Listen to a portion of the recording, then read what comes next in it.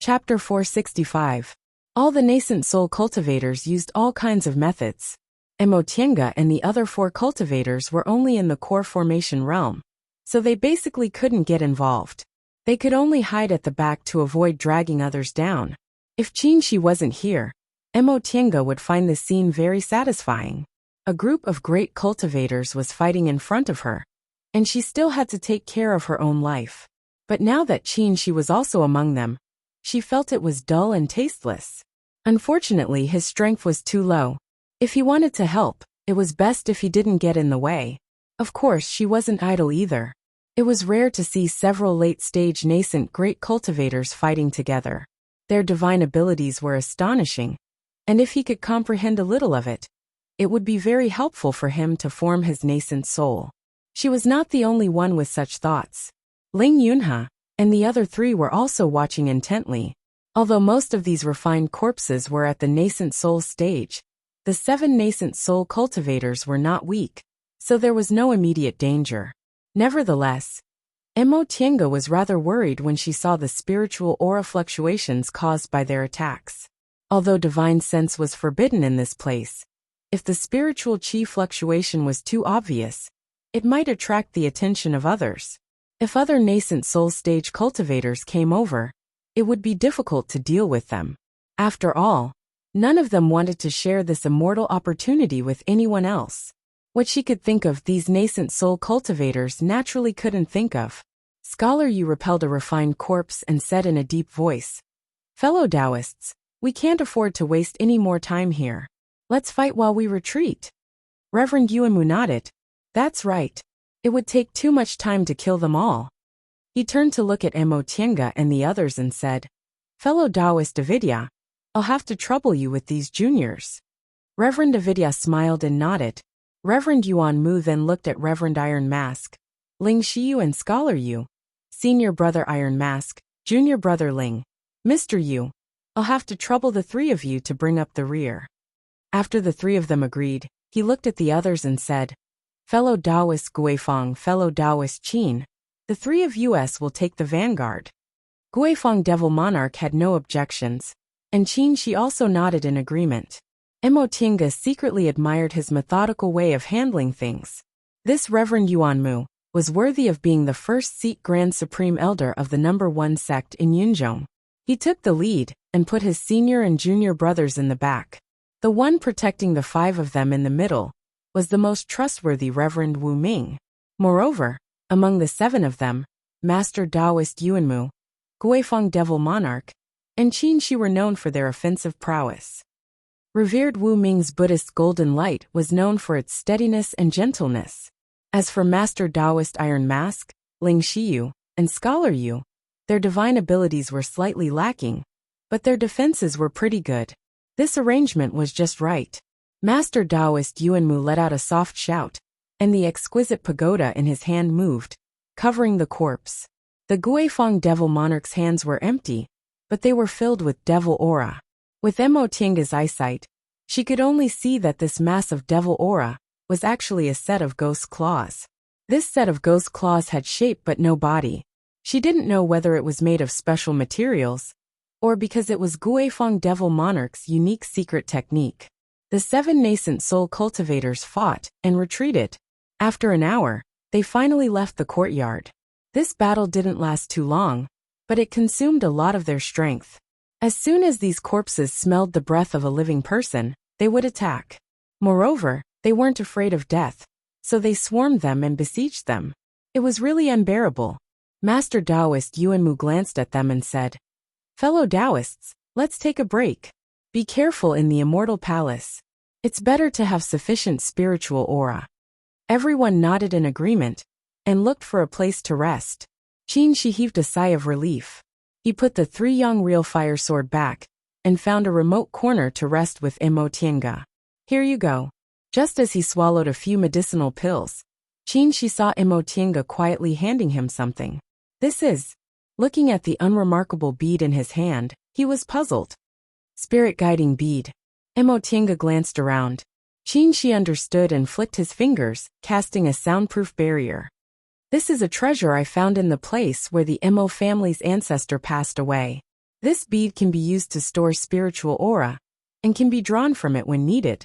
Upon hearing this, Qin Shi played with it for a while, then probed it with his divine sense. He was surprised. This bead can actually store so much spiritual aura. Magic weapons that could store spiritual aura had always been rare. In the cultivation world, there were only two common ways to restore spiritual aura during fights of magical power: medicinal pills and spirit stones. However, the spiritual aura that could be restored by medicinal pills and spirit stones was pitifully little for high-level cultivators' dantians.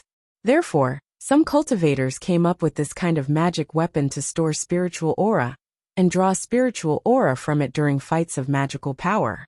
However, the materials needed to make this kind of magic weapon were very precious, and it couldn't store too much spiritual aura. Qin Shi tested this bead and found that it could actually restore more than half of his spiritual aura. He was already a nascent soul cultivator, and his dantian could store a lot of spiritual aura.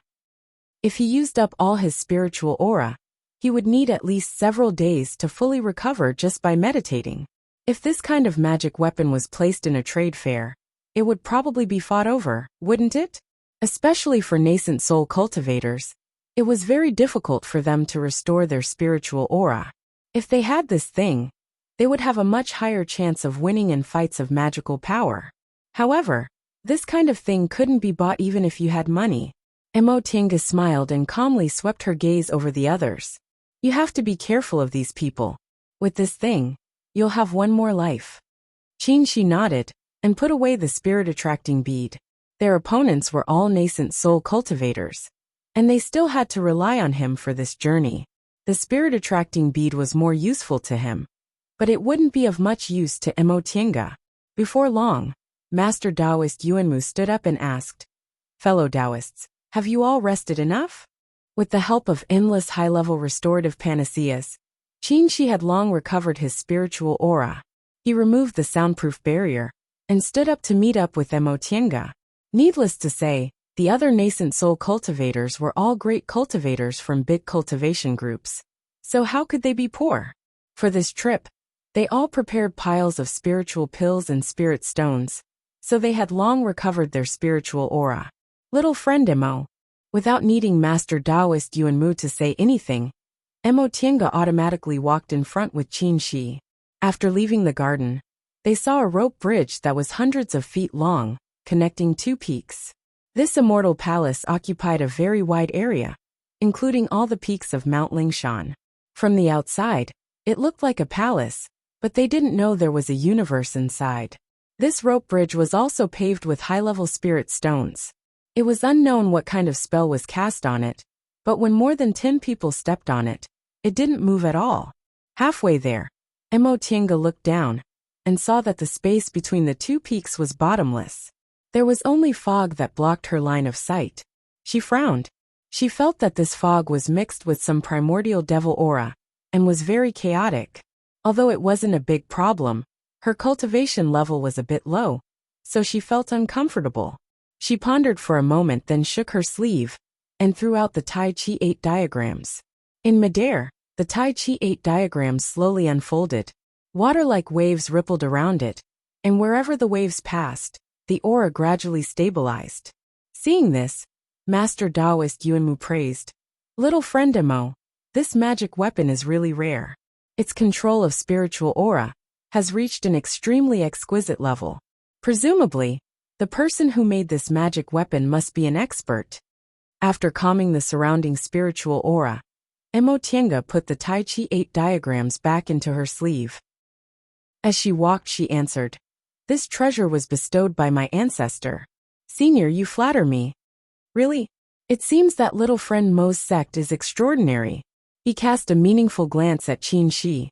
Unfortunately, Qin Shi only smiled and didn't answer. Yunzhong cultivators were good at controlling spiritual aura, which was something celestial pole cultivators couldn't do. No cultivator in the celestial pole could make this Tai Chi 8 diagrams. But Mo Yaoqing was born in Yunzhong and had a profound control of spiritual aura, so she could make this kind of magic weapon.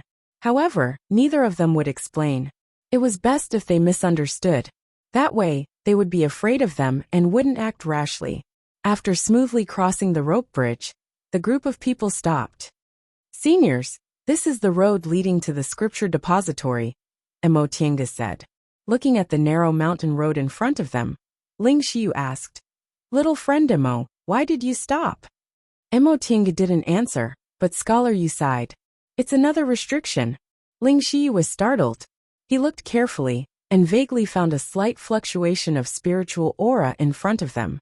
With his cultivation level in the middle stage of the nascent soul realm, he actually didn't notice this restriction. It was really too brilliant. Guifeng Devil Monarch looked at it, then asked Emotienga, "Didn't the 5 saints come here before? Why is this restriction still intact?" Emotienga shook her head gently. "Senior Guifeng, have you heard that brilliant restrictions can repair themselves?" Guifeng Devil Monarch was stunned and frowned. Master Taoist Yuanmu and the others were also shocked. "So this is a restriction that can repair itself?" Motienga nodded and said, "Seniors, it was the 5 seniors who worked together to break this restriction that year. Although Junior has Senior Fuyaozi's help now, I can't rely on my own strength to break this restriction." What she said was reasonable, so no one doubted her. The brilliance of this restriction was something nascent soul cultivators, like them, had never seen in their lives. If a core formation junior could smoothly break it with the guidance of Fuyao's divine sense, it would be too easy. After all, in the face of absolute strength, no matter how brilliant a technique was, it was useless. Scholar Yu took the lead and said, "That being the case, little friend Emo, please wait on the side." As he said that, he looked at Master Taoist Yuanmu and asked, "Fellow Taoist Yuanmu, what do you think?" Master Taoist Yuanmu frowned. After thinking for a while, he turned to Lingyan and said, "Soul restricting bead." Lingyan understood.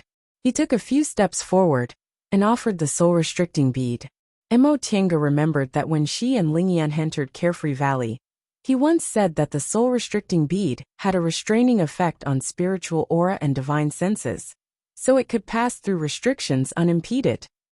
The one he had back then was only an imitation of the soul restricting bead. Presumably, the real thing should be even more powerful, right? Master Taoist Yuanmu stood in front of the restriction, holding the bead in one hand and making a hand seal with the other. A set of complicated hand seals was performed, and a white light flashed between his fingers. When he finished making the hand seals, he shouted softly, and the white light hit the soul-restricting bead. With a soft buzz, the soul-restricting bead lit up and shone on the restriction on the mountain path. Under the soul-restricting bead's light, the powerful but imperceptible restriction had nowhere to hide. Everyone was delighted to see this, but in the next moment, the soul-restricting bead's light flashed and eventually dimmed. This bead is indeed a rare treasure. Presumably, it's old man Guizhen's work, right? Inside Emotinga's mind, Fuyao's faint voice rang out.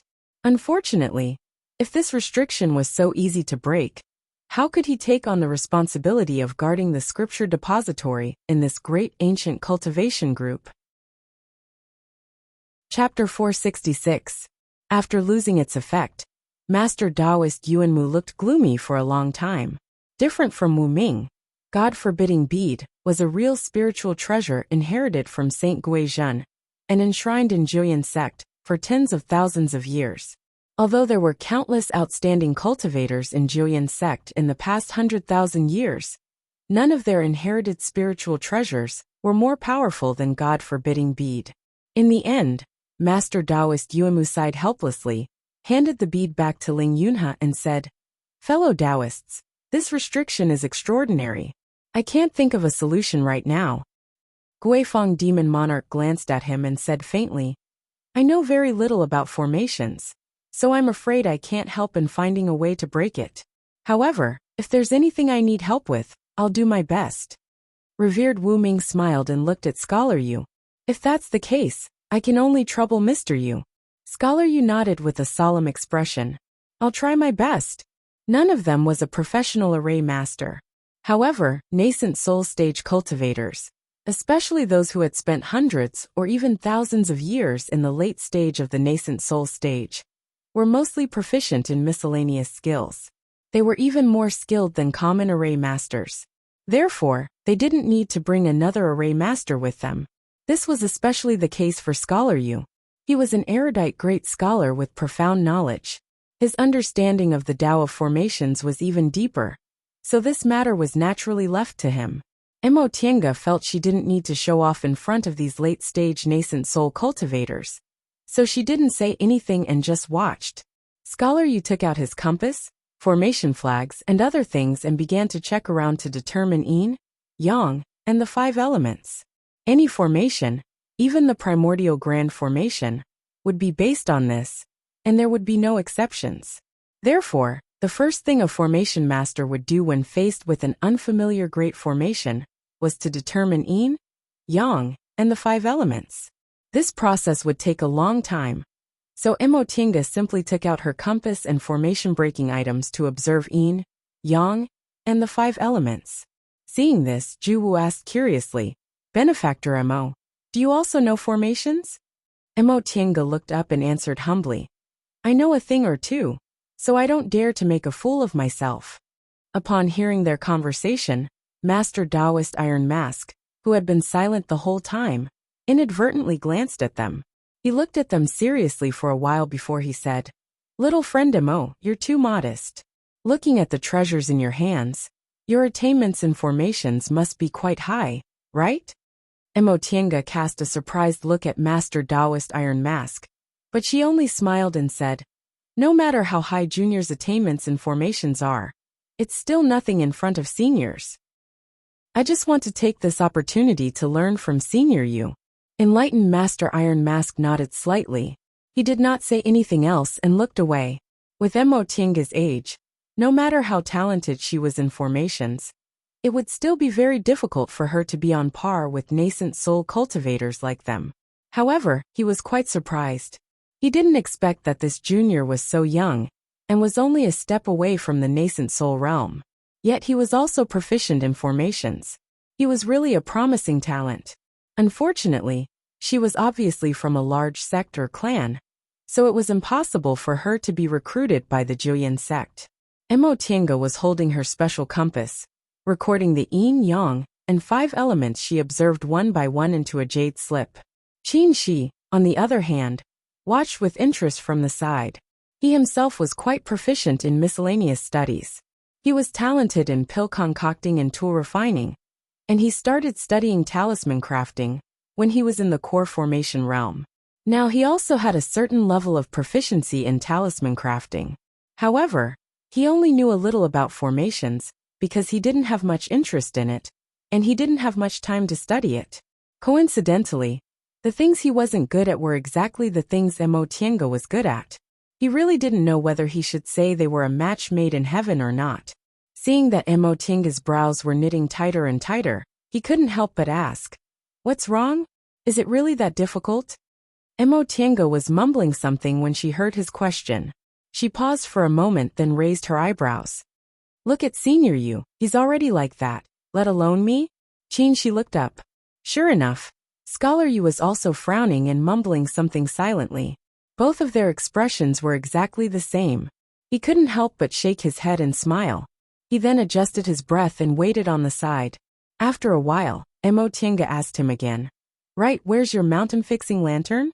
The mountain-fixing lantern was one of Qin Shi's magic weapons. He obtained it from a secret place a long time ago, and it had a wonderful restrictive effect. However, since even the soul-restraining bead didn't work, presumably, the mountain-fixing lantern also wouldn't have any effect, right? Although that was what he thought, Qin Shi still took out the magic weapon. "What? Is it useful?" Mo Tiange didn't answer. She took the mountain-fixing lantern and looked at it for a while, then said, "It seems this mountain-fixing lantern and this restriction use the same formation." The two of them didn't use a soundproof barrier, nor did they deliberately avoid other people. Upon hearing this voice, Scholar Yu suddenly turned around and stared at them. Mo Tiange didn't have time to pay attention to him.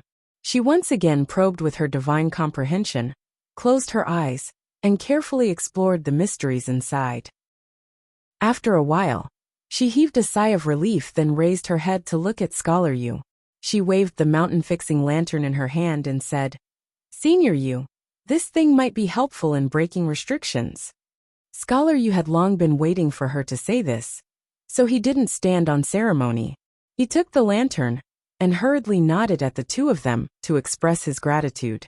His lifespan had already reached 1,000 years, and Scholar Yu had been immersed in the Tao of formations for at least several hundred years, so his attainments in formations weren't inferior to Mo Tianga's.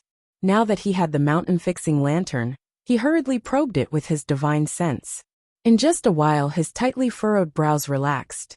The others were all paying attention to him. Upon seeing this scene, Master Taoist Yuanmu asked with concern, "Mr. Yu, can this thing really help in breaking restrictions?" Scholar Yu didn't answer. He seemed to be immersed in it. Sometimes he looked like he was suddenly enlightened, and sometimes he looked confused. But this didn't last too long. After a while, he once again started to record something on the jade slip, but this time, his speed was much faster.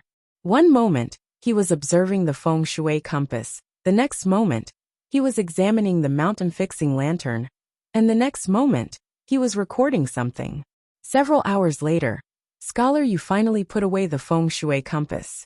His brows relaxed and he said, "It's finally done." The others were all delighted and looked at him. Scholar Yu was in high spirits as he returned the mountain-fixing lantern to Qin Shi. At the same time, he also smiled at Mo Tianga. "I have to thank little friend Mo. If you hadn't discovered this, I'm afraid we would have had to waste a lot of time to find the way." Mo Tianga smiled. Senior Yu is too polite. Since they found the principle of restrictions, breaking restrictions wasn't difficult anymore. With several nascent soul seniors here, Mo Tianga didn't need to worry at all. She only needed to watch from the side. It was really a lucky hit. Fu Yaozi snorted. Upon hearing his unhappy tone, Mo Tianga found it funny. "Master, in fact, you deliberately didn't give them a hint and let them play around here, right?" Fu Yaozi said confidently. "So what? I don't like this group of people." Mo Tianga couldn't help but laugh. She then said, "I originally thought Master was too rational, but now I realize Master is also a human." Fu Yaozi didn't say anything for a long time. It was unclear whether he was angry or didn't know what to say. Mo Tianga didn't take it seriously and asked, "Master, isn't the passage to the Immortal Palace only open for 3 days? Why do you still want to waste their time? If we stay here for too long, won't it be disadvantageous for us?" "There's nothing to worry about," Fu Yaozi said. "Even if this restriction has the ability to repair itself, it's been going on for more than 100,000 years, so its power has decreased a lot. It's no longer at its peak. Besides, no matter what, they're great cultivators at the top of the world. Even if they're a bit worse than the 5 of us, they won't be much worse. If we could do it in the past, they should be able to do it too." He paused for a moment then said, "It's good that we don't have much time. When the time comes, we'll go our separate ways. They're anxious to search for treasures according to the information Grandmaster left behind, so they won't have time to care about what we're doing." "Oh, I see." Mo Tianga understood now. The others naturally had their own secrets. If they could safely go their separate ways to search for treasures, they wouldn't have time to cause trouble for them. In terms of searching for treasures, she had Fu Yaozi, so she had an advantage. If nothing unexpected happened, she would be one step faster than them. As they spoke, they'd already broken the restriction. This time, no one asked Mo Tianga to walk in front, so she just followed behind them with Qin Shi.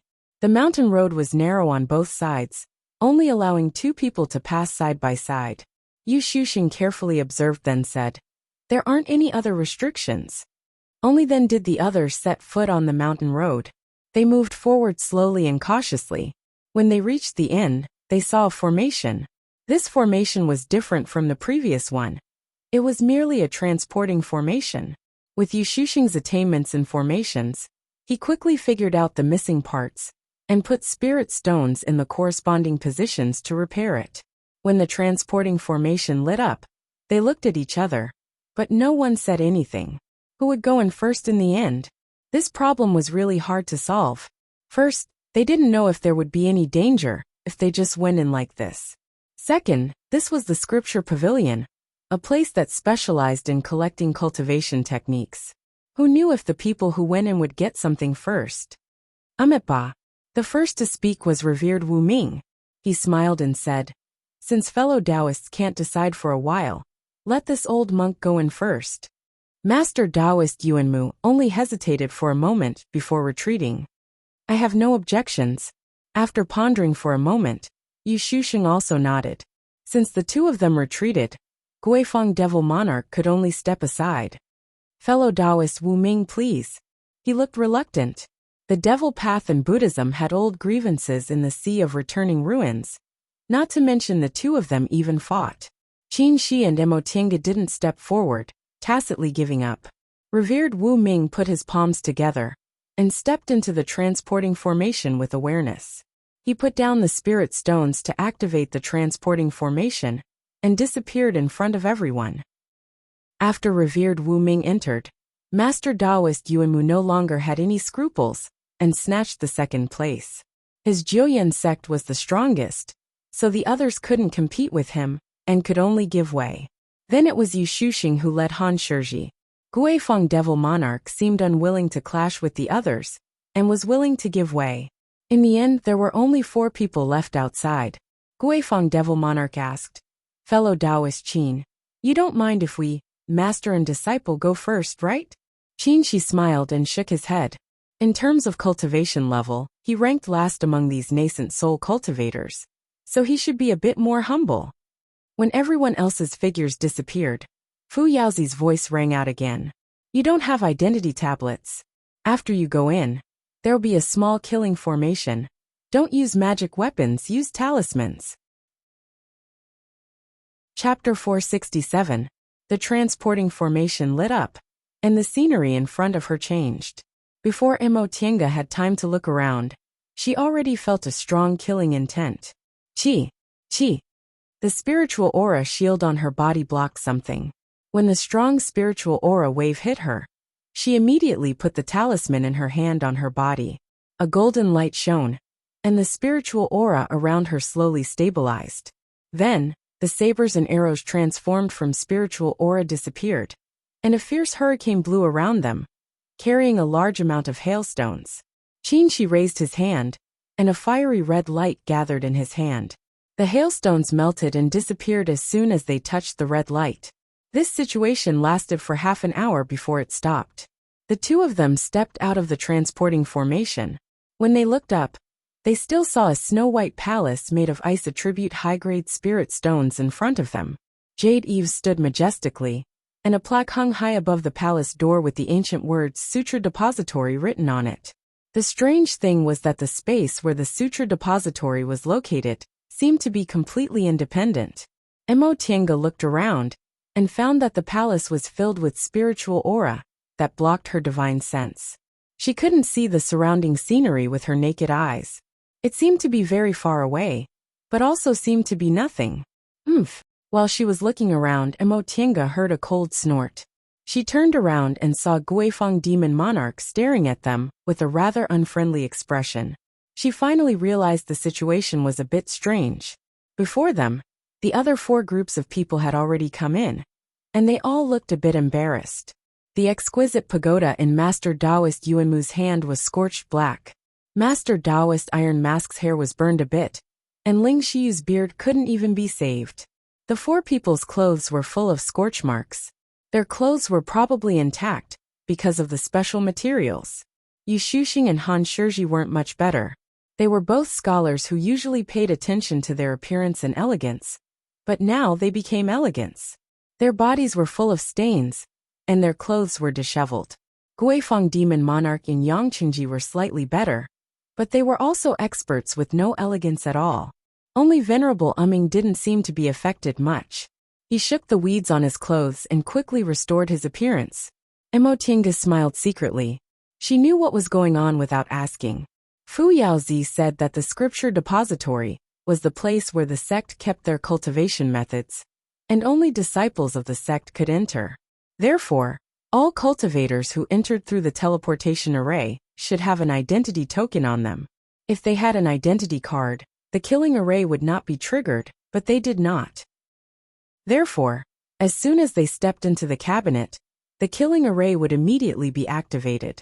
However, before the immortal palace was abandoned, there were disciples guarding the hidden scripture pavilion. Therefore, they didn't kill them all and left them with a chance of survival. According to the rules of many sects, disciples were not allowed to use magic treasures when entering an important place, like the sutra depository. They would even use certain methods to temporarily disable the magic treasures.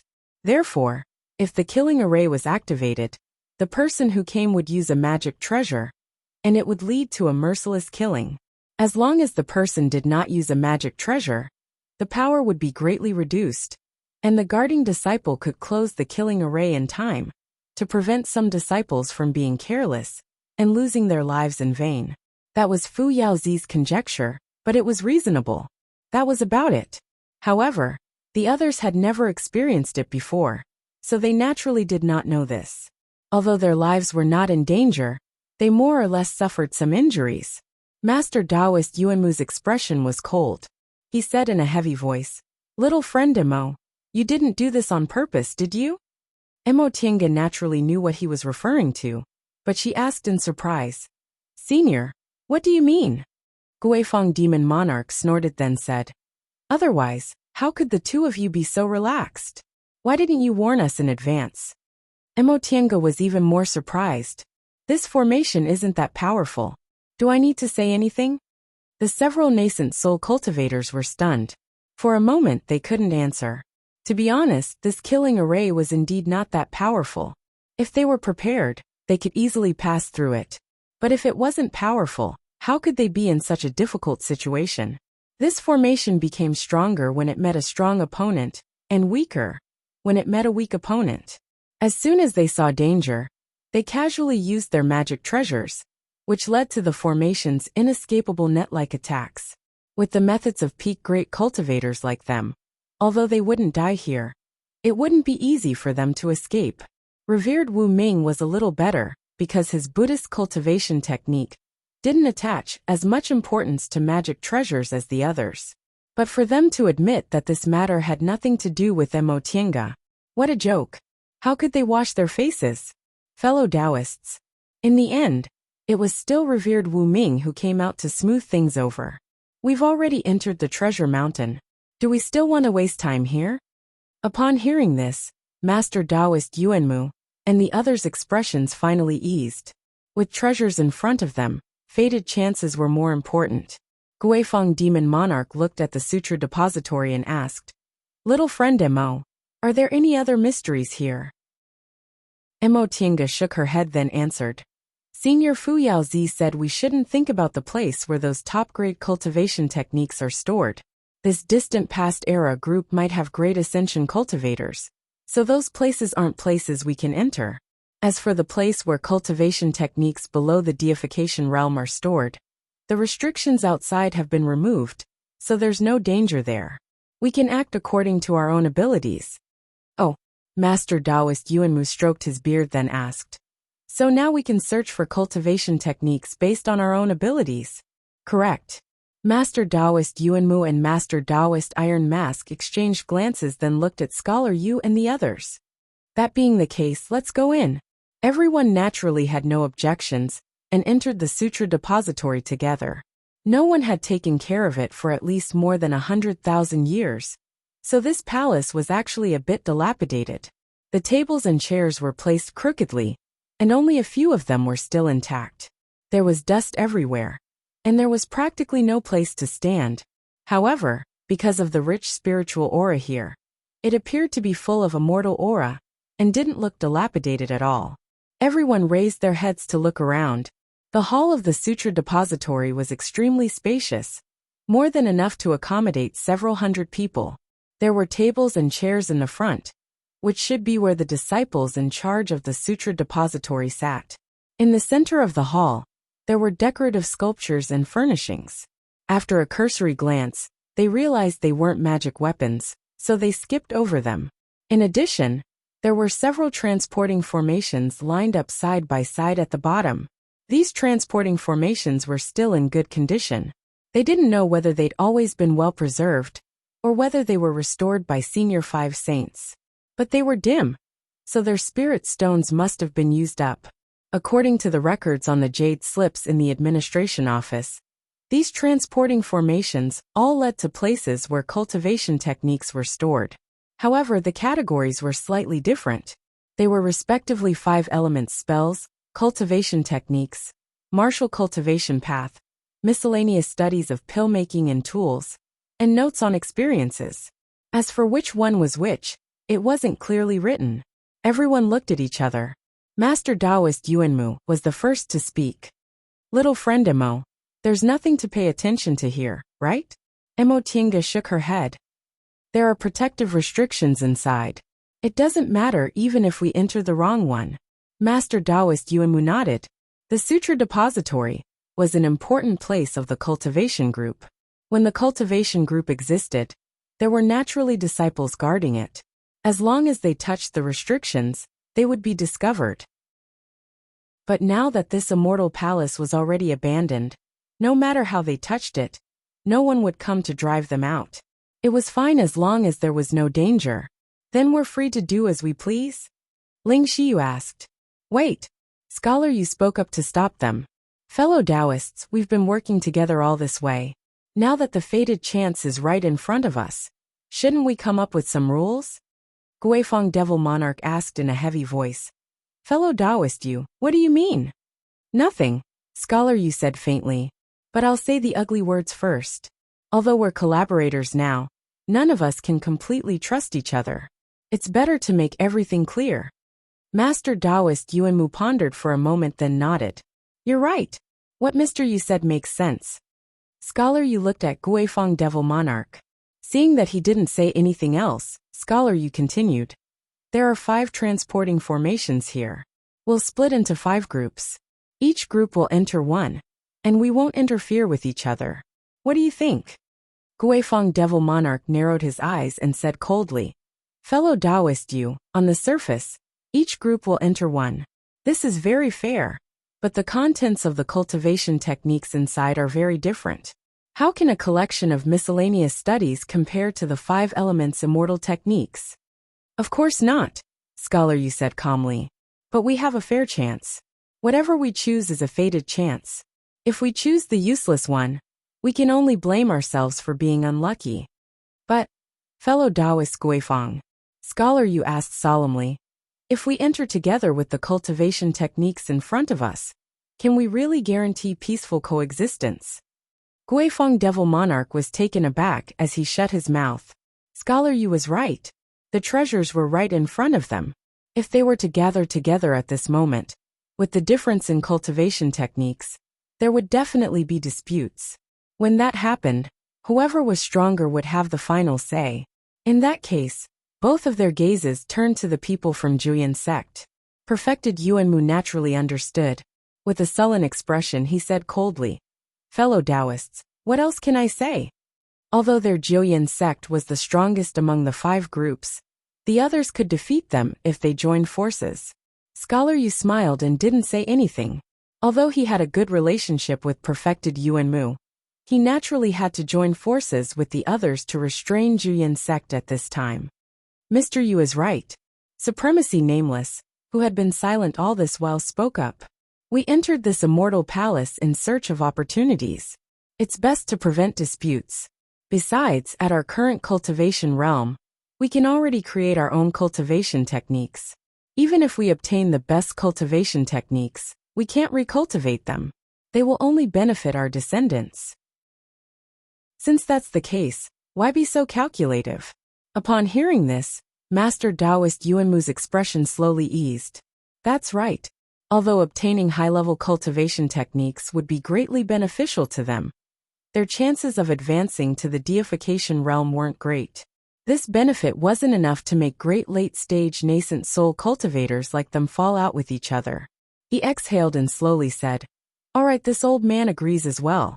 But, his gaze turned to Emo Tiange and Qin Shi. Have you forgotten that little friend Emo is an exception? Sensing his killing intent, Qin Shi's aura turned cold. He took a step forward and stood in front of Emo Tiange. Master Taoist Yuanmu waved his hand and said, Fellow Taoist Qin, don't misunderstand. I don't mean anything else. It's just that we don't know which library these transporting formations lead to. But little friend Emo has the help of Senior Fu Yaozi's divine sense. So you know. Emo Tiange chuckled and said lightly, "What's so difficult about that? Either we draw straws or you guys choose first.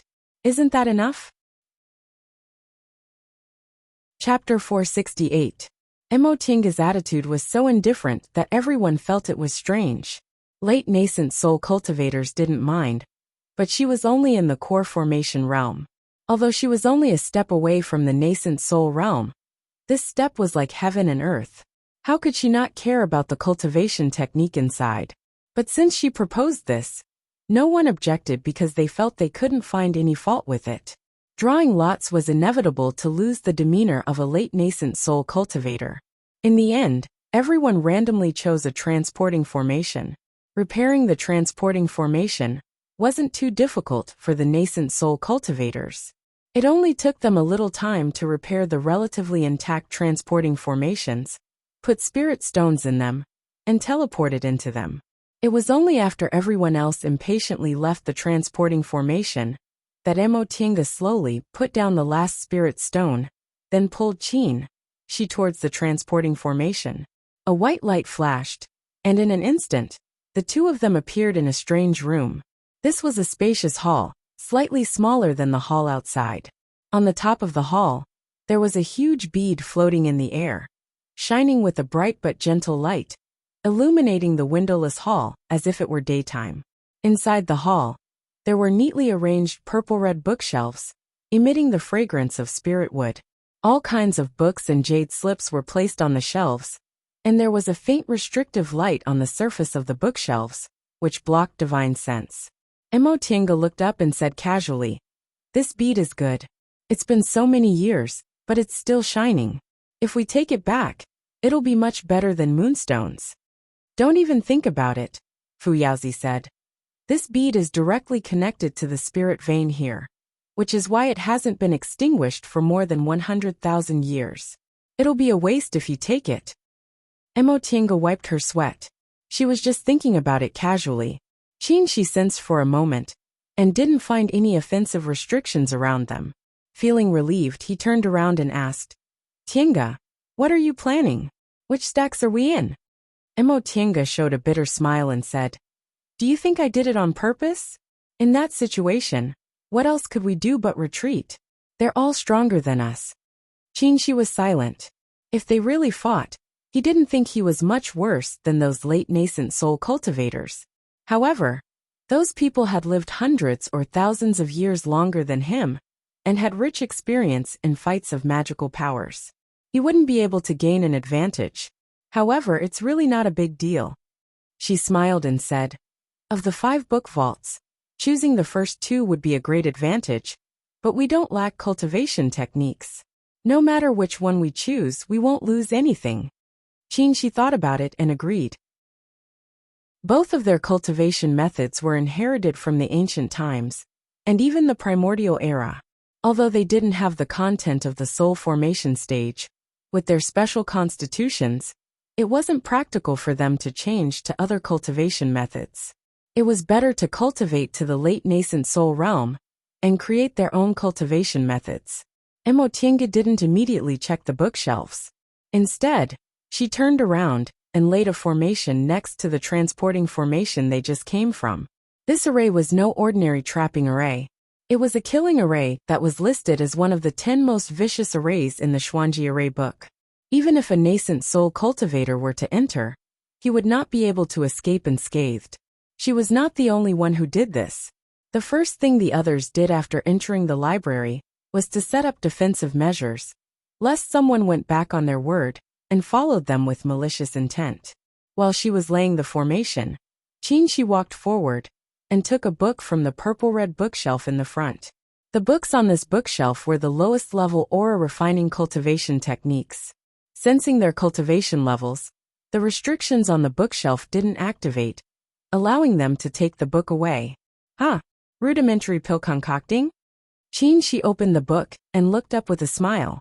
"It seems we didn't get a good draw, but it's not necessarily a bad thing.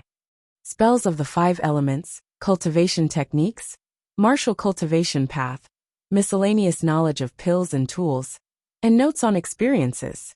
Among these 5 categories, the book vault containing spells of the 5 elements and cultivation techniques was naturally the most valuable. Spells of the 5 elements were used in fights of magical powers, and cultivation techniques were related to the most fundamental cultivation and advancement, but the others weren't completely useless. Martial cultivation was a branch of cultivators. It was once glorious in the Middle Ages. Many Middle Ages sects had complete martial cultivation techniques, including sword cultivation, body cultivation, and so on. The value of this book vault was slightly lower than the other 2, but it was still quite useful. In the eyes of martial cultivators, this book vault was the most valuable. As for the other 2 categories, they seemed to be the least valuable at first glance, but they also had a chance to win the big prize. For example, notes on experiences, which recorded strange things in the cultivation world, illustrated books on spiritual treasures, and cultivation experiences of cultivators. If one could find a way to advance to the deification realm from these books, its value was likely to surpass the other 2. As for miscellaneous knowledge of pills and tools, it might be dispensable for other people. This was because many of the spiritual plants and objects that existed in the Middle Ages were already extinct today. Without raw materials, even if one knew the methods of pill concocting and tool refining, one couldn't cook a meal without rice. This was also the reason why many ancient pill recipes lost their value. In this book vault, perhaps the valuable books were the ones that recorded talisman techniques and formations, but these were all side paths and were of no help in advancing to the deification realm. However, these were all relative to other people. For the 2 of them, it was completely different, because Emotienga had the virtual sky world. There were many extinct spiritual plants in the virtual sky world. Because of the lack of pill recipes, Emotienga could only let them grow and die on their own, and couldn't use them. Those rumored spiritual plants were easy for her to obtain, so it would be much easier to collect the spiritual plants required for these ancient pill recipes.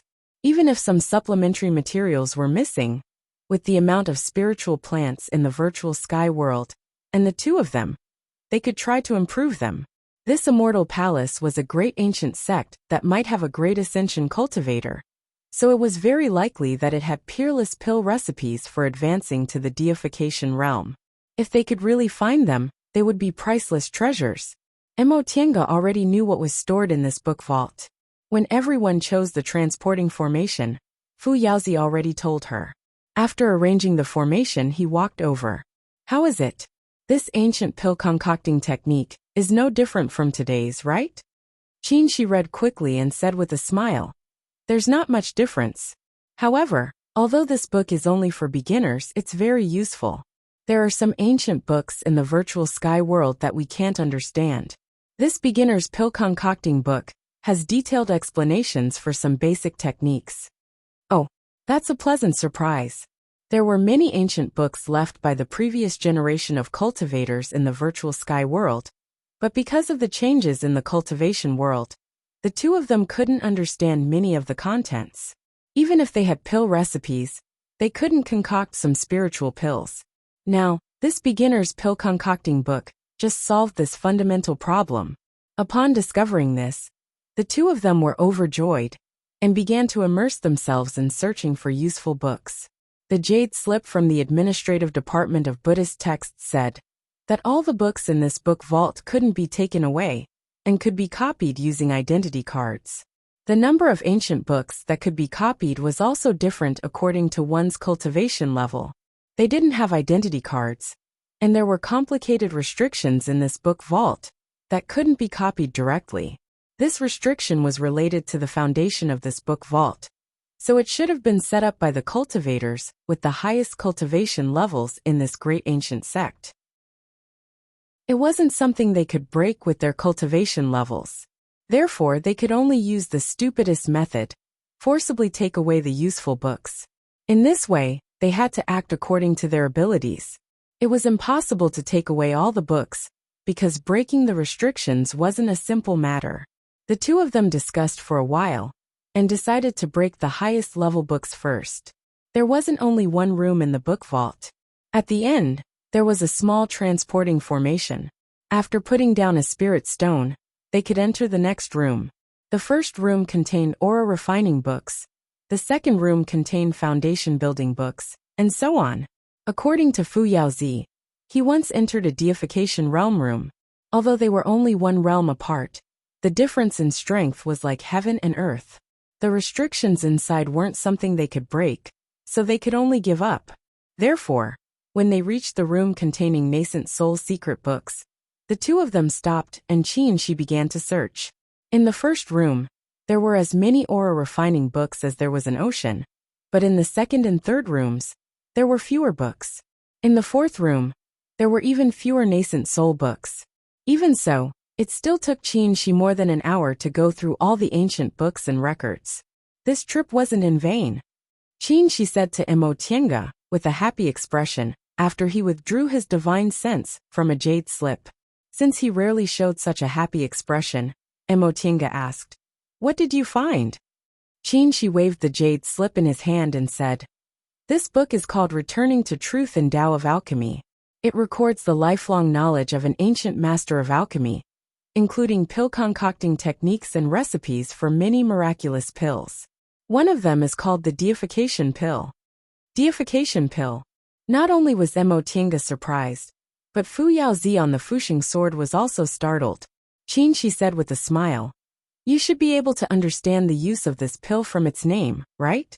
When you cultivate to the peak of the late stage of the nascent soul realm, and try to break through to the deification realm, it can help you form your soul." Emotienga calmed down and asked hurriedly, "What about the required spiritual plants?" Qin looked at it again and said hesitantly, "We can collect most of them, but there are some that we've never heard of." This was inevitable. No matter how many spiritual plants there were in the virtual sky world, it was impossible to collect all the spiritual plants in the world. Moreover, for a miraculous pill like the deification pill, the spiritual plants it needed must be rare treasures. "There's no need to hurry, not to mention that I haven't formed my nascent soul. Even for you, it's not easy to advance from the middle stage to the peak of the late stage. With our lifespans, we have plenty of time to search slowly." At that moment, Fu Yaozi sighed. "I didn't expect there would be a pill recipe for the deification pill in this library. Unfortunately, the five of us were on guard against each other back then, so we couldn't check them one by one and missed it." The two of them were very satisfied after finding the pill recipe for the deification pill.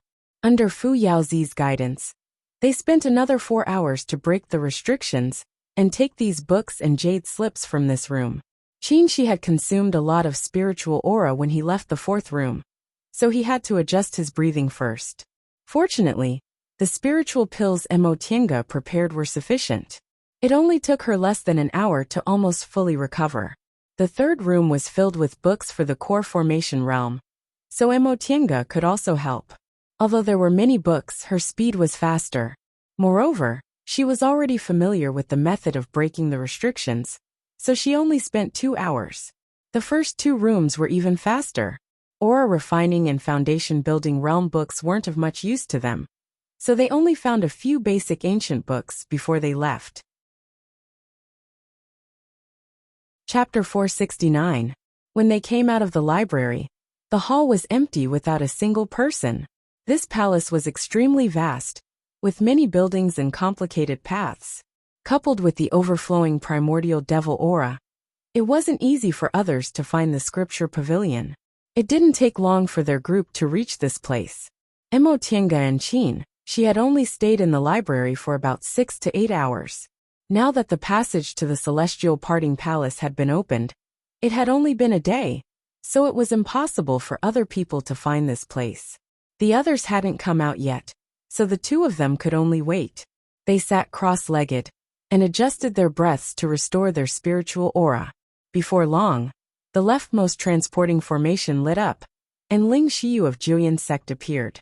He was surprised to see the two people meditating on the side. "Fellow Taoists, you came out so early?" Seeing people coming out, the two of them stood up. Qin said, "It's fellow Taoist Ling. What's wrong? You're done too?" Ling Xiu nodded, and calmly threw a talisman into the transporting formation. After a while, the others also appeared in the hall through the transporting formation. Emotienga saw this and secretly curled her lips. The people of Juyan sect were really cautious. Ling Xiu's move was obviously because he was worried someone would set up an ambush outside. So he came out to check the situation first, and only informed the people behind him to come out when there was nothing wrong. Among the four of them, Ling Yunhe was the most important. His cultivation level was low, and he was the master of the holy object, so no accident could happen to him. The other two were late-stage nascent soul cultivators, and were their main fighting force. He was the least important person, so he came out to check the situation. In fact, they were a bit too cautious. The possibility of falling out now wasn't big. There was still a long way to go before they left the library. So what was this little benefit? However, Ling Yunfei once said that Juyan sect was different from other sects and valued friendship among fellow disciples the most. Looking at their behavior now, it should be true. Ling Xiu's move was to pave the way for his fellow disciples. If there was an accident, he would be the first to be sacrificed, but he seemed willing. Fellow Taoist Qin, little friend Emo, you two came out early. Master Taoist Yuanmu was surprised to see them. Qin, she said with a smile. We were unlucky. That library was of no value, so of course we came out early. Really? Master Taoist Yuanmu seemed to be in a very good mood, so he didn't say anything more. After a while, people came out of the other three transporting formations one after another. Some people were beaming with joy, while others looked gloomy. However, everyone tacitly kept their mouths shut about which library they had chosen. Those who had won the lottery did not want to reveal their wealth, and those who were unlucky did not want to mention it. The matter of Scripture Pavilion was over. Everyone had their gains, so they continued to search for the library. Before he left, Perfected Yuanmu pondered for a moment, and casually cast a spell to destroy the 5 teleportation arrays before leaving the Scripture Depository. Taoist Yuanmu and the Formation Sect. They had spent a lot of effort to come to the Sutra Depository Pavilion, but they had only obtained a few opportunities. If someone else came here by coincidence, they would not easily let them take away the treasures. In Yunzhong, they were competitors. On the way back, the Ghostcraft Demon Lord suddenly asked, what happened to Mount Numinous back then? Sol the Lin Sol, Emperor with Realm, he with S Mountain, with Nascent Ling with Nascent's Cultivators sect. Space cracks like this weren't the only place in the world, but it was rare to find a place as vast as Spirit Mountain that contained an entire sect. Moreover, this mountain was obviously the base of a big sect.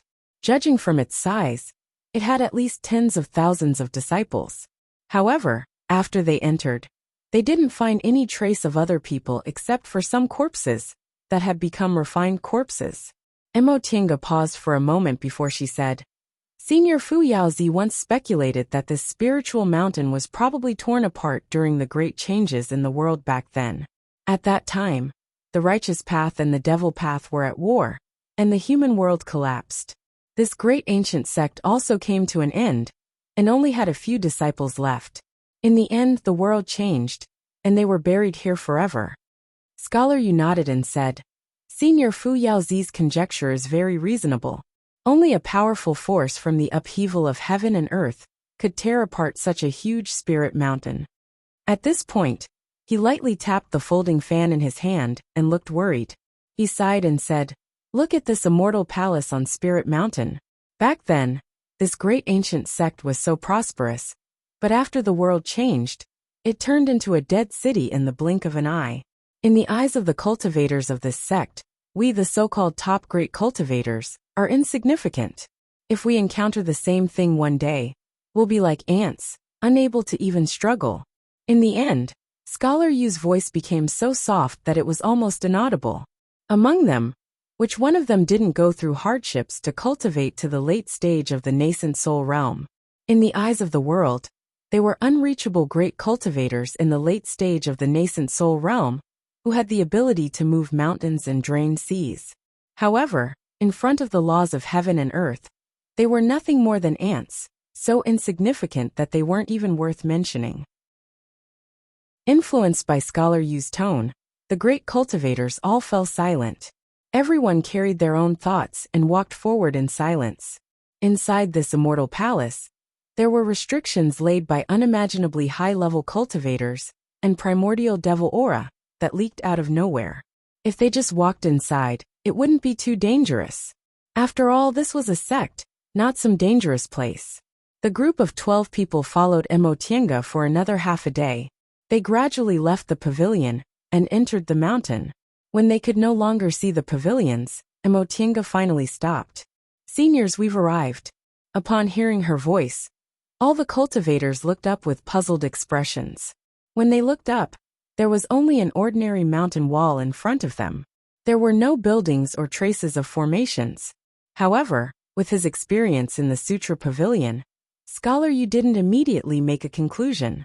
Instead, he took out a formation plate and very carefully examined it before he turned to the others and said, "It's an illusory formation." Upon hearing this, the others' expressions became solemn. They could more or less see some clues about the restrictions in the Sutra Pavilion. But this illusory formation, even with their cultivation levels, they couldn't sense it at all. How could they break it? Scholar Yu looked troubled. After thinking for a long time, he still couldn't think of a way to break it, so he could only turn his gaze to Emotienga. "Little friend Emo, Senior 5 Saints once broke this illusory formation. Presumably, Senior Fu Yaozi knows how to break it. Little friend Emo, please consult Senior Fu Yaozi." Emotienga naturally had no reason to refuse this request. If she couldn't break this illusory formation, she wouldn't get any benefits. After Emotienga nodded in agreement, she stopped talking. Everyone knew she was communicating with Fu Yaozi, so they all waited quietly. After a while, Emotienga exhaled, looked up and said to Scholar Yu, "Senior, this illusory formation is incomplete." "Oh." Scholar Yu was surprised. "We can't see through this illusory formation at all. It's actually incomplete?" If that was the case, didn't that mean Senior 5 Saints' attainments and formations far surpassed theirs? Senior Fu Yaozi said this illusory formation was set up by an expert from this great ancient sect. If it was complete, we wouldn't be able to see through it. However, when Senior 5 Saints came here, he found that this illusory formation already had a loophole after a long time. So he discovered the existence of the storehouse. Hearing this, the others looked happy. It would have been fine if they didn't know about it, but now that they knew there was a storehouse here, they couldn't enter it. It was really like entering a treasure mountain only to return empty-handed. That would be too depressing. But, before Scholar Yu could speak, Emotienga continued, "Before we open the illusory formation, I'm afraid there are some things I have to clarify with seniors." Master Taoist Yuanmu narrowed his eyes and said in a deep voice, "Little friend Emo and Senior Fu Yaozi, please don't hesitate to state your conditions." At this time, with such a tone, the people present weren't fools, so they already understood what she wanted to say. After entering the storehouse, there would almost certainly be friction between them. At that time, those who were weaker would suffer some losses. Emotienga, on the other hand, had offended them before. Now, although there were nascent soul cultivators by her side, her strength was inferior to theirs, so she naturally had to make a plan for herself. Of course, if her request wasn't too excessive, the great cultivators present wouldn't disagree. After all, she had put in a lot of effort along the way. If it wasn't for her, it would have been very difficult to find the scripture pavilion and the storeroom within 3 days. Emotienga said with a smile, "Seniors, I'm afraid you don't know, but this storehouse is a space-tearing technique. There's an independent space inside."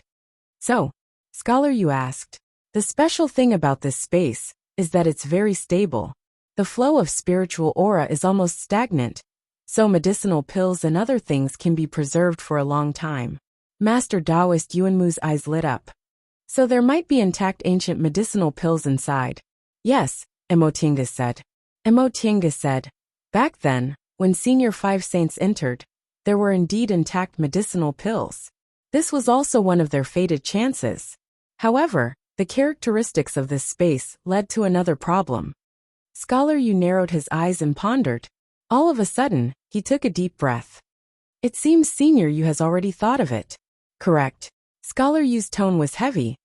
The spiritual aura is almost stagnant, and the space is very stable. In that case, the restrictions inside the storehouse are probably intact.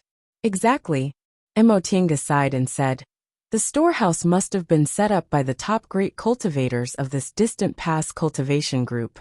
If it's intact with our cultivation levels, we can't imagine what we can do. Upon hearing this, the others' expressions changed. In other words, even if they broke the illusory formation outside, they couldn't touch the restrictions inside the storehouse at all.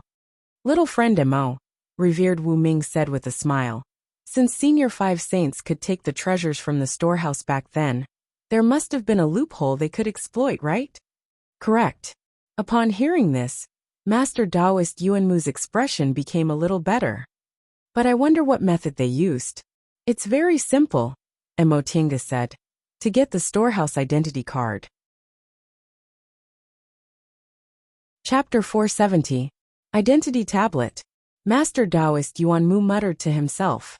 If they had the identity tablet, they would naturally be able to enter the storehouse unimpeded and would be safe. However, this distant past era's big sect had been destroyed for more than 100,000 years. Where would they get the storehouse identity tablet? Every important item like the storehouse identity tablet was either kept in an important place of the sect with layers of restrictions, or in the hands of important figures. They didn't have the slightest clue about this. Little friend Emo, do you mean you know where the storehouse identity tablet is? Demon Monarch Guifang asked. Yes. Emotienga didn't hesitate and straightforwardly admitted it, but she didn't continue. Everyone present was smart. They knew this was her bargaining chip. If things were really as she said, this bargaining chip was too important. No matter who it was, they would definitely raise the price. If it was before, Emotienga wouldn't have the capital to raise any conditions under the suppression of absolute strength. But now she also had powerful nascent soul cultivators behind her, so her weight was much greater. She also had the confidence to raise her conditions. At least this time, Yu Shushin couldn't say, what qualifications do you have to talk about conditions? Master Taoist Yuanmu said in a deep voice. Little friend Emo, if you have something to say, please speak frankly. In any case, the weight of these late nascent soul cultivators wasn't small. This junior wasn't a fool and wouldn't speak without thinking. As long as the conditions weren't too excessive, they could accept them. Emotienga smiled. Seniors, please don't blame me. Junior is just a bit timid. Being together with seniors is very stressful. Yu Shuxing narrowed his eyes and closed his folding fan. He asked, you want to enter the storehouse alone? To be exact, Junior wants to be the first to enter the storehouse. Under the sharp gazes of the nascent soul cultivators, Emotienga remained calm and didn't shrink back. For a moment, the nascent soul cultivators didn't answer. Everyone looked pensive. The first person to enter the storehouse would get the best treasures. There was no need to say more about the benefits. If she was alone, her tone would have been a bit too arrogant. But with Qin Shi here, Master Taoist Yuanmu couldn't help but glance at Qin Shi. Qin Shi's expression was calm as if he didn't care. But he was standing in a very good position to protect Emotienga. Master Taoist Yuanmu furrowed his brows, feeling a headache. How could it be so coincidental that fellow Taoist Qin arrived just before they entered the mystic area? If it was like before, even if this little friend Emo had Fu Yaozi's divine sense protecting her, she wouldn't have dared to make such a request. Previously, she had also said that she only wanted a share of the pie. However, things were different now. Of course, if all of them joined forces, it wouldn't be difficult for a mid-nascent soul stage cultivator, no matter how powerful his divine abilities were. But the problem was in the face of benefits, they had to keep each other in check. How could they possibly join forces? Besides, killing a nascent soul cultivator wasn't easy. If one couldn't kill a nascent soul cultivator as well, there would be no end of trouble in the future. Therefore, even if there was enmity between nascent soul cultivators, it was very restrained. Little friend Emo, your conditions are acceptable. Demon Monarch Guifang was the first to speak. Apart from Emotinga and Qin Shi, his relationship with the other three teams was the most estranged. Even though they usually coexisted peacefully and Taoism, Buddhism, and Confucianism were considered the righteous path after all. But at critical moments, they were still opposing his devil path. Under this kind of situation, he was suppressed by the other three teams, and was more inclined to side with Emotinga. After a short pause he continued to say, "However, if you're the first to enter, all the treasures in this storehouse will be taken by you. Won't we be at a disadvantage?" But this kind of bias also had to ensure their own benefits. "That's right," Yu Shusheng also said coldly. "This condition is too difficult to accept." "Seniors, don't be in a hurry to refuse," Emotinga said calmly. "To tell you the truth, seniors, storehouse tokens aren't omnipotent. Each token can only allow one person to enter and exit at a time. At most, they can only take away one treasure. Seniors, how many tokens do you think this junior can take? And how many treasures can I take? How could the seniors have nothing to take from the storehouse of such an ancient sect, just because the juniors had taken a few treasures first? I'm afraid when the time comes, seniors won't know what to pick." "Are you serious?" Master Taoist Yuan Mu asked cautiously. If each token could only take one treasure, this condition wasn't that big of a deal. Just as she said, no matter how bad it was impossible for this great ancient sect's storehouse to only have one or two treasures that were pleasing to the eye. "That's right. If Senior Yuan Mu doesn't believe me, we can verify it after we get the tokens." If things were really as Emotinga said, this condition wasn't so difficult to accept. This way, the two of them wouldn't be able to take many treasures. At most, they would immediately flee after leaving the storehouse to ensure their own safety. As for setting up an ambush outside, presumably, they wouldn't do such a stupid thing in front of 5 late nascent soul stage cultivators. "All right, I have no objections." The first to speak was actually Yu Shusheng. He was actually able to let go. His expression was calm, without the slightest bit of unwillingness. Master Taoist Yuan Mu and Master Taoist Tai Miang glanced at each other, then slowly nodded. Since both sides agreed, needless to say, Venerable Wu Ming and Devil Monarch Guifeng naturally agreed. However, before Emotinga could speak, Devil Monarch Guifeng beat her to it and said, "Wait, little friend Emo, apart from using the tokens, is there really no other way to deal with the restrictions in this storehouse?" This sentence sounded very simple on the surface, but in fact, it contained another meaning.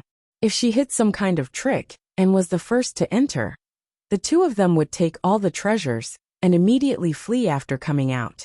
In that case, wouldn't all of them be fooled? Emotinga understood, so she answered, "If seniors don't believe me, you can break the illusory formation and see if the restrictions in this storehouse are as I said. They're simply unbreakable. Seniors, you're all top-notch great cultivators in the human realm. Needless to say, your attainments and formations need not be mentioned. Even if the senior 5 saints back then were much more powerful than all of you, they still wouldn't be able to break through the restrictions of their realms." After hearing what she said, everyone was silent for a while. Emotinga's words weren't unreasonable. The gap between the nascent soul realm and the deification realm was very clear to these old monsters who had lived for thousands of years. The lower their realms, the smaller the gap between the two realms. With the help of treasures, aura refining cultivators might be able to compete with foundation building cultivators. A core formation cultivator, if they were talented enough, could also catch up with the nascent soul cultivator. However, the gap between the nascent soul realm and the deification realm was like heaven and earth. If the restrictions were for cultivators above the deification realm, they definitely wouldn't be able to break them. "All right," Devil Monarch Guifeng muttered to himself for a while, then said, "I'll believe you this time." Everyone reached a consensus. Emotinga said, "Senior 5 saints searched for ancient books and records in this sect. During the great war between the righteous path and the devil path, the elders all had several storehouse tokens in their hands as rewards for their disciples. In the end, those elders couldn't escape the calamity and were buried in the immortal palace. We only need to find the corpses of the elders of this sect, and we'll be able to find the storehouse tokens." How are we going to identify them?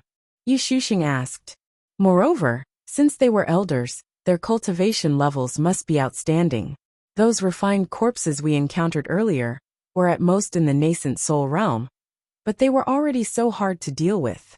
If those elders also turned into refined corpses, Senior Fuyazi said that the immortals' caves of these elders were independent of the small peaks. Seniors, please take a look. Most of the independent peaks around us have immortals' caves of the elders. Mo Tiange paused for a moment, then continued to answer. Junior doesn't dare to say that those elders didn't turn into refined corpses. However, this is definitely a minority. Seniors, you must know better than Junior how coincidental the formation of naturally refined corpses is. In short, if they happened to find elders who turned into refined corpses, they could only consider themselves unlucky. Master Taoist Yuan Mu nodded. It seems Senior Fuyazi already told little friend Mo about this. Presumably, based on this senior's character, he wouldn't play tricks on us, the younger generation from 100,000 years later. He then turned towards Mo Tiange. Little friend Mo, in that case, should we split up and look for the tokens? Mo Tiange smiled and said, Junior doesn't dare to decide this. Seniors, you can do whatever you think is appropriate. Upon hearing what she said, the several nascent soul cultivators couldn't help but criticize her in their hearts. Along the way, did she not decide many things? Relying on Fuyazi's support, she didn't hesitate to order them around. Unfortunately, they didn't have much information, so they had to listen to her. Now that this matter was right in front of them, the more tokens they could find, the more treasures they could obtain. This was something they absolutely couldn't share with others. Their group had so many great cultivators with amazing divine abilities. If a dispute arose, it would be difficult to handle. Splitting up to look for tokens was the most suitable method. As for Mo Tiange, they already had no need to worry about her. If she had a way by herself, she wouldn't have brought so many people to the storehouse. At most, she would have just taken advantage of the situation. This was unavoidable. Who told her to have the best fated chance and run into Fuyazi? If she really obtained an amazing fated chance, it wouldn't be too late for them to make a move then. Everyone quickly reached an agreement. After asking about the characteristics of the tokens and setting a time to meet, they all left. Out of the 3 days, 1 day had already passed. There were only 2 days left. Everyone had their own thoughts, but they all tacitly agreed to stay for 1 day to deal with their personal matters, so they agreed to meet here 1 day later. Once the others were far away, she couldn't help but ask, Tiange, are you really? After being separated for 50 years, now that they met again, he realized he could no longer see through her thoughts at first glance. And he also didn't need to give her pointers one by one. In the past 50 years, she had grown a lot. From her cultivation level to her behavior, she had the demeanor of a high-level cultivator. In front of these late nascent soul cultivators, she always maintained her composure and was neither servile nor overbearing. This was a good thing, he thought. The current Mo Tiange was only 1 step away from the nascent soul realm. As long as she advanced to the nascent soul realm, she would be able to stand shoulder to shoulder with him. As dual cultivation partners, the closer their cultivation levels were, the longer they could stay together. A mysterious smile appeared on Mo Tiange's face along with a rare playfulness. She winked at him and said, I didn't lie at all, but she had to hold something back to live up to the fated chance given to her by the heavens. Who told her to be so lucky to obtain the life revival sword and Fuyazi's inheritance? Then what are we going to do next? He asked. He was very curious about what she was hiding. Of course we're going to look for tokens. Mo Tiange smiled. I'm telling the truth. Chapter 471. It was easy to say, but difficult to find the tokens for the storehouses in the Immortals' caves on the surrounding small peaks. Because there were Immortals' caves on the small peaks, it wasn't hard to find them. Although there weren't many cultivators who entered the Immortal Palace, there were still a lot of them. If they ran into each other, there would inevitably be some conflicts. In the face of fated chances, the friendship of inviting them to a grand meeting was not worth mentioning. Besides, The three groups had been forced to announce the secret space in the Sea of Returning Ruins. How could those old and shrewd cultivators be grateful to them? Previously, when they entered the Immortal Palace, they had already given them face. As he followed the three elders, Ling Yunhe pondered for a long time and finally asked, "Martial Uncle's great-grandfather, do you really believe what fellow Taoist Mo said?" Upon hearing his question, Master Taoist Yuanmu tilted his head to look at him, and said meaningfully, "You've finally lived up to our expectations of you by asking this question." Ling Yunhe was startled. Seeing this, Ling Xiyu patted his shoulder with a smile, and said to Master Taoist Yuanmu, "Senior martial brother Yuanmu, there's no need to worry about my boy's Tao heart." Master Taoist Yuanmu also smiled but didn't say anything.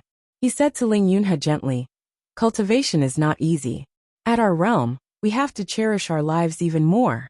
Even if there are benefits in front of us, we have to make trade-offs." That junior might not have nothing to hide, but as she said, with her realm in front of her, there are some things she can't deceive even if she wanted to. Without real benefits, there's no need to push her too hard. After all, she's not alone now. Besides, you know what our biggest goal is? Master Taoist Iron Mask said indifferently. Ling Yunhe was slightly startled, but then he nodded cautiously. Decades ago, when the Heavenly Demon Tower appeared, he already knew what kind of secret the Juyin sect's founder left behind. Later, when the 5 holy objects appeared one after another, and he obtained the Soul Restraining Pearl's recognition, he finally entered the core of Juyin sect as a core formation cultivator. The matter of the Sea of Returning Ruins couldn't be lost. The fated chance left behind by the founder was related to the rise and fall of Juyin sect for thousands, or even tens of thousands of years.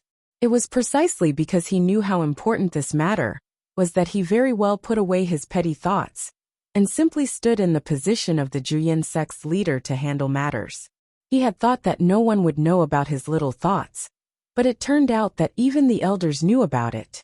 He could honestly admit that after their trip to Carefree Valley that year, he already regarded Mo Tiange in a new light.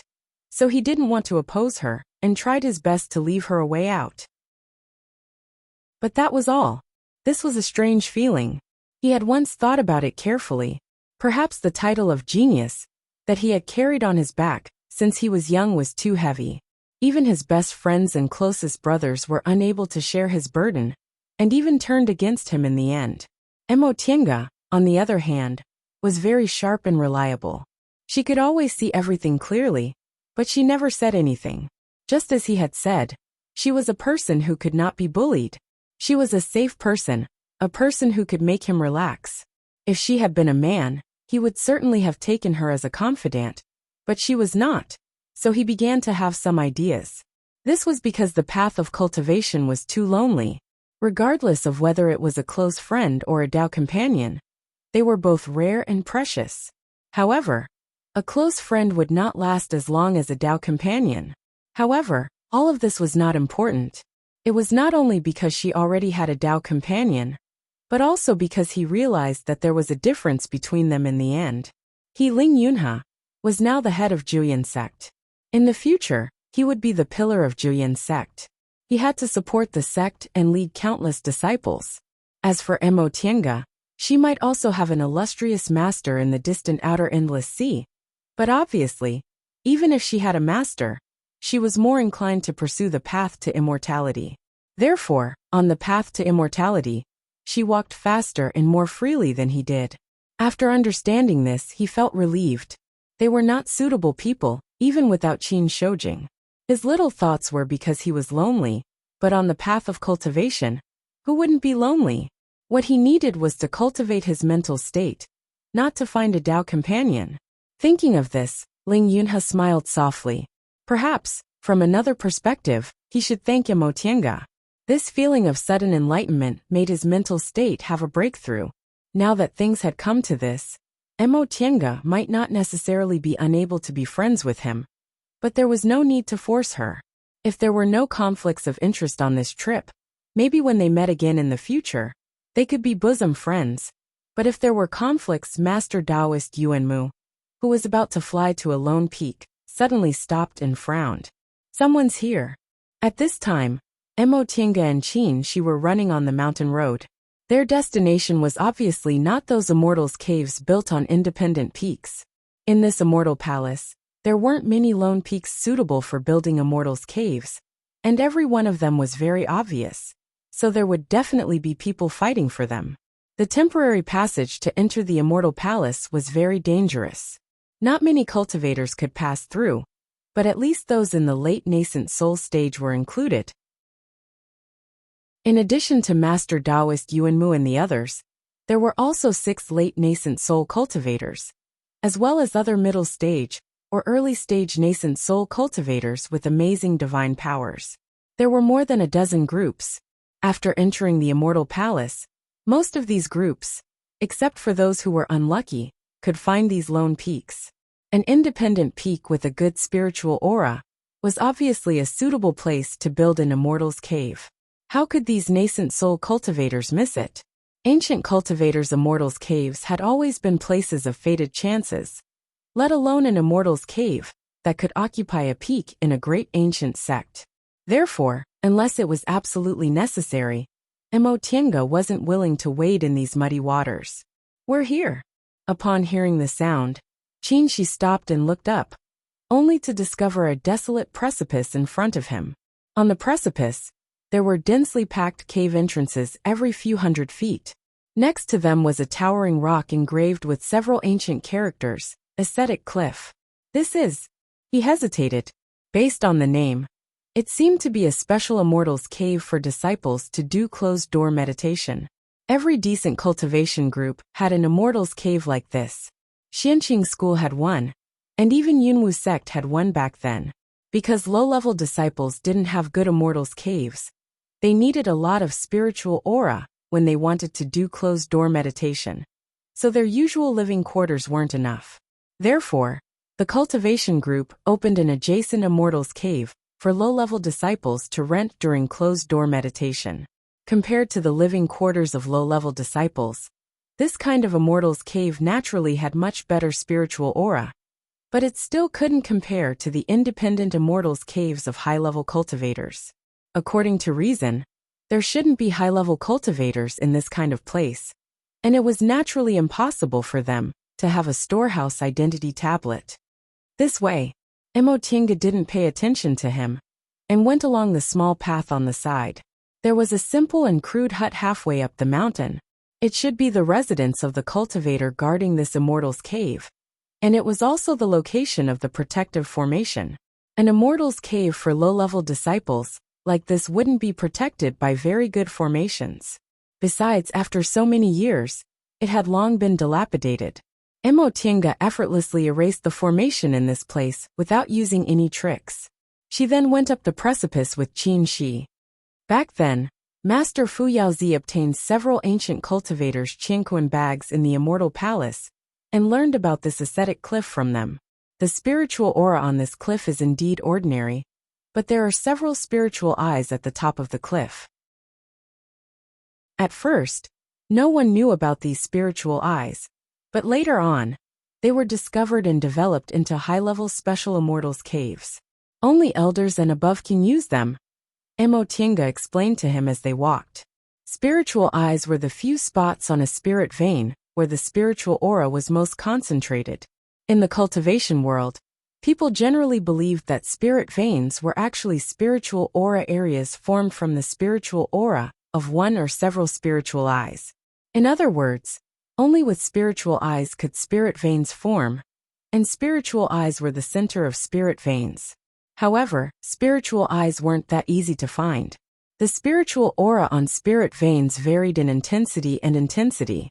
Spiritual eyes usually existed in spots with particularly dense spiritual aura, but they couldn't be sensed as long as they were several hundred feet away from them. Therefore, not all spiritual eyes could be found. Occasionally, there would be extremely lucky middle-level disciples who accidentally found a place with spiritual eyes when they were developing their immortals' caves. I see. Qin Shi nodded lightly, then he frowned and asked, "You said this sect had already declined when the spiritual mountain was torn into an independent space, and it was also the time of the war between the righteous and the devil." Are there elders in closed-door meditation in this special immortal's cave? Yes, we can only rely on our luck. Emotienga sighed. If there are elders in closed-door meditation, we can smoothly find the storehouse token. If there aren't any, we can only go to those elders' immortals' caves and compete with them. This was a choice they had no other choice. They didn't want to have conflicts with other people. After all, this was Yunzhong, not the celestial pole. Those who could enter Immortal Palace were all top nascent soul cultivators. They still had to deal with Master Taoist Yuanmu and the others, so it wasn't wise to waste their strength on other people. The two of them went straight to the top of the precipice. A moment later, they saw an independent immortal's cave on the top. Qinshi looked up and was surprised. There are actually 3 spiritual eyes here? There were 3 immortals' caves on this precipice. The 2 immortals' caves were separated by several miles, so the number of spiritual eyes was quite high. And it's really incredible. The spiritual aura on this spiritual mountain was so strong that it wasn't strange to have many spiritual eyes, but it was very rare to have 3 spiritual eyes in such a small area. The 2 of them didn't delay. As they talked, they arrived in front of the first immortal's cave. Since this immortal's cave could only be used by high-level cultivators in the cultivation group, the formation outside the door naturally couldn't be as useless as before. However, after all, tens of thousands of years had passed, and the individual defensive formations had long lost their effectiveness due to the exhaustion of spirit stones. Only some special restrictions existed as long as there was spiritual aura here.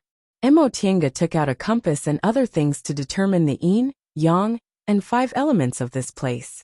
After a while she frowned. What's wrong? Qinshi asked with concern. Is it very hard to crack? Emotienga put down the compass, her expression alternating between joy and worry. This restriction is more like a mechanism than a formation. It seems there's a technique of mechanisms in this great ancient cultivation group. Technique of mechanisms? Qinshi was shocked. He naturally knew what the technique of mechanisms was.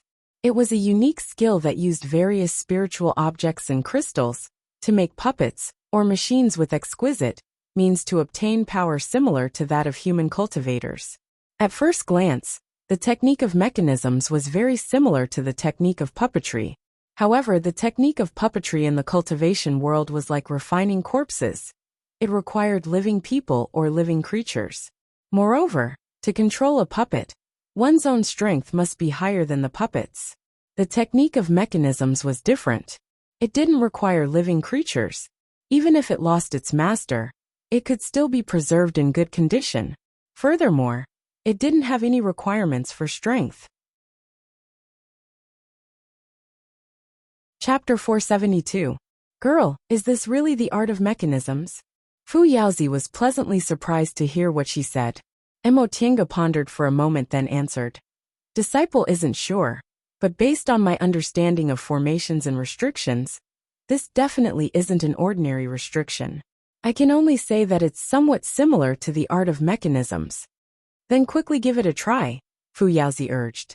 If we can get the art of mechanisms from this place, it'll be a pleasant surprise. Back when she was in the foundation building realm, Emotienga once witnessed the wonders of the art of mechanisms in Wanderer Ziwei's Immortal's Cave. She also obtained 2 foundation building puppets from Wanderer Ziwei, so she knew the wonders of this ancient technique. Now, even without Fu Yaozi's instructions, she was already very excited. After she finished testing the restrictions yin, yang, and 5 elements, Emotienga put away the compass, took out the 8 trigrams diagram from her sleeve, and threw it towards the entrance of the cave. The 8 trigrams diagram stopped in the middle of the restriction then slowly unfolded, creating ripples of light that smoothed out the spiritual aura in the surroundings.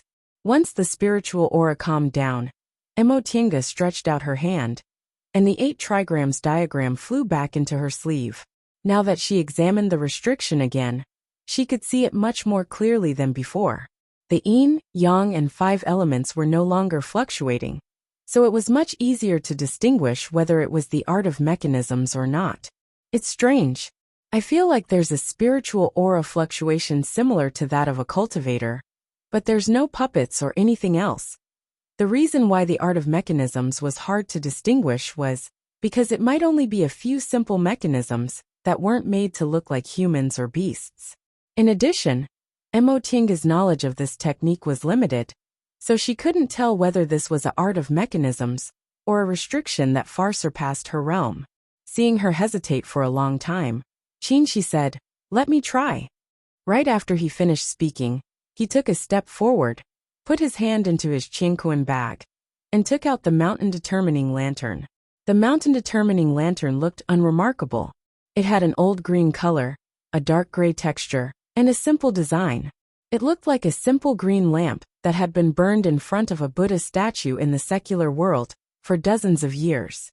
It was gray, but if one looked carefully, one would notice that there were fine lines engraved inside the lantern, forming a wonderful formation that faintly emitted pure spiritual aura. The mountain determining lantern flew up. As soon as it touched the restriction, it emitted light. At first, it was just a small green lamp, but gradually, the mountain determining lantern became brighter and brighter. Emotienga could see that these two forces were contending against each other. Qinshi's peak-setting lantern was also a rare magic weapon. Magic weapons that could break restrictions were rare to begin with. Besides, this was a spiritual treasure he found in a secret place, so it was a top-grade magic weapon. Therefore, although he wasn't proficient in formations, with this lantern, ordinary restrictions couldn't stop him at all. The peak transcendent lantern shone brightly. The spiritual qi in the seal began to tremble, as if it would be repelled in the next moment. Suddenly there was a buzzing sound. The spiritual qi surged and formed a light screen, blocking the peak transcendent lantern. Upon seeing this, Qinshi formed an incantation gesture. The peak determining lantern suddenly spun, driving the spiritual aura in the surroundings to form a vortex that collided with the light screen. Qi! A sharp tearing sound was heard. The light screen shook a little, and several ripples appeared on it. Seeing this, the two of them looked delighted. Qinshi directed the mountain determining lantern to crash into the light screen even more attentively. After several collisions, a loud boom was heard. Under the impact of the peak transcendent lantern, the light screen suddenly broke. The light screen flickered then disappeared in a flash. "It's done." Emotienga was about to step forward when she suddenly felt a spiritual aura fluctuation. She instinctively sensed danger, so she took a step back. Muffled sounds of friction were heard at the same time. Two huge stone balls flew out from both sides of the immortal's cave and attacked the peak transcendent lantern. Qinshi was startled. He formed an incantation gesture, and the peak transcendent lantern immediately flew back. It brushed past the two stone balls and fell into his hand. With a loud boom, the two stone balls collided. Stone fragments flew everywhere, causing the spiritual aura in the surroundings to fluctuate continuously. A wave of qi rolled towards the two of them. This wave of qi was also a spiritual aura attack. Qinshi waved his sleeve, and the sword aura of the three young real fire sword formed a formation, repelling the wave of qi. When the wave of qi dissipated, there was still a light screen in front of the immortal's cave. Emotienga and Qinshi stood in front of the immortal's cave, looking at each other in dismay. After a long time, Emotienga finally muttered to herself, "The art of mechanisms. It's really the art of mechanisms." The two stone balls weren't made of ordinary stones. They were a rare stone called broken jade stone, which was extremely hard. In today's world, even if it was only the size of a fist, it was still a refining material that cultivators would crazily fight over at trade fairs. However, in this ancient cultivator's immortal's cave, this broken jade stone was actually made into such huge stone balls. It was really a waste of natural resources. Qinshi exhaled and put away the peak transcendent lantern. He said, "This is the first time I've seen this kind of restriction. We've obviously succeeded in breaking the restriction, but there's still a backup plan." Emotienga frowned and said, "This restriction has two layers. The outer layer is a formation restriction based on yin, yang and 5 elements. Once this layer is broken, the art of mechanisms behind it will be activated and repel the enemy. After that, the restriction will repair itself." At this point she patted her head. "This is going to be difficult. I don't have the slightest clue as to how to break the restriction. One day, they only had one day. If they couldn't get the storehouse command tablet in one day, the treasures in the storehouse would have nothing to do with them anymore. If they didn't have the confidence to break the restriction in this period of time, they might as well go to the Elders Immortals cave and compete with others. Emotinga turned to Qinshi in distress. What should we do? Should we try our best here, or give up and go to another Immortals cave? Qinshi deliberated for a while. Just as he was about to speak, his eyes suddenly lit up. Look, this restriction. Emotinga once again looked towards the entrance of the Immortals cave. She was pleasantly surprised. Just now, the restriction seemed to have been restored, but that wasn't the case. In just a short while, the light curtain had weakened a lot. Oh right. Emotinga suddenly understood. Self-restoring restrictions usually repair themselves slowly over a long period of time. It's impossible for them to restore all their power in an instant. In fact, the outer layer of the restriction was already broken by the peak transcendent lantern. The one that was restored later was just to fool us.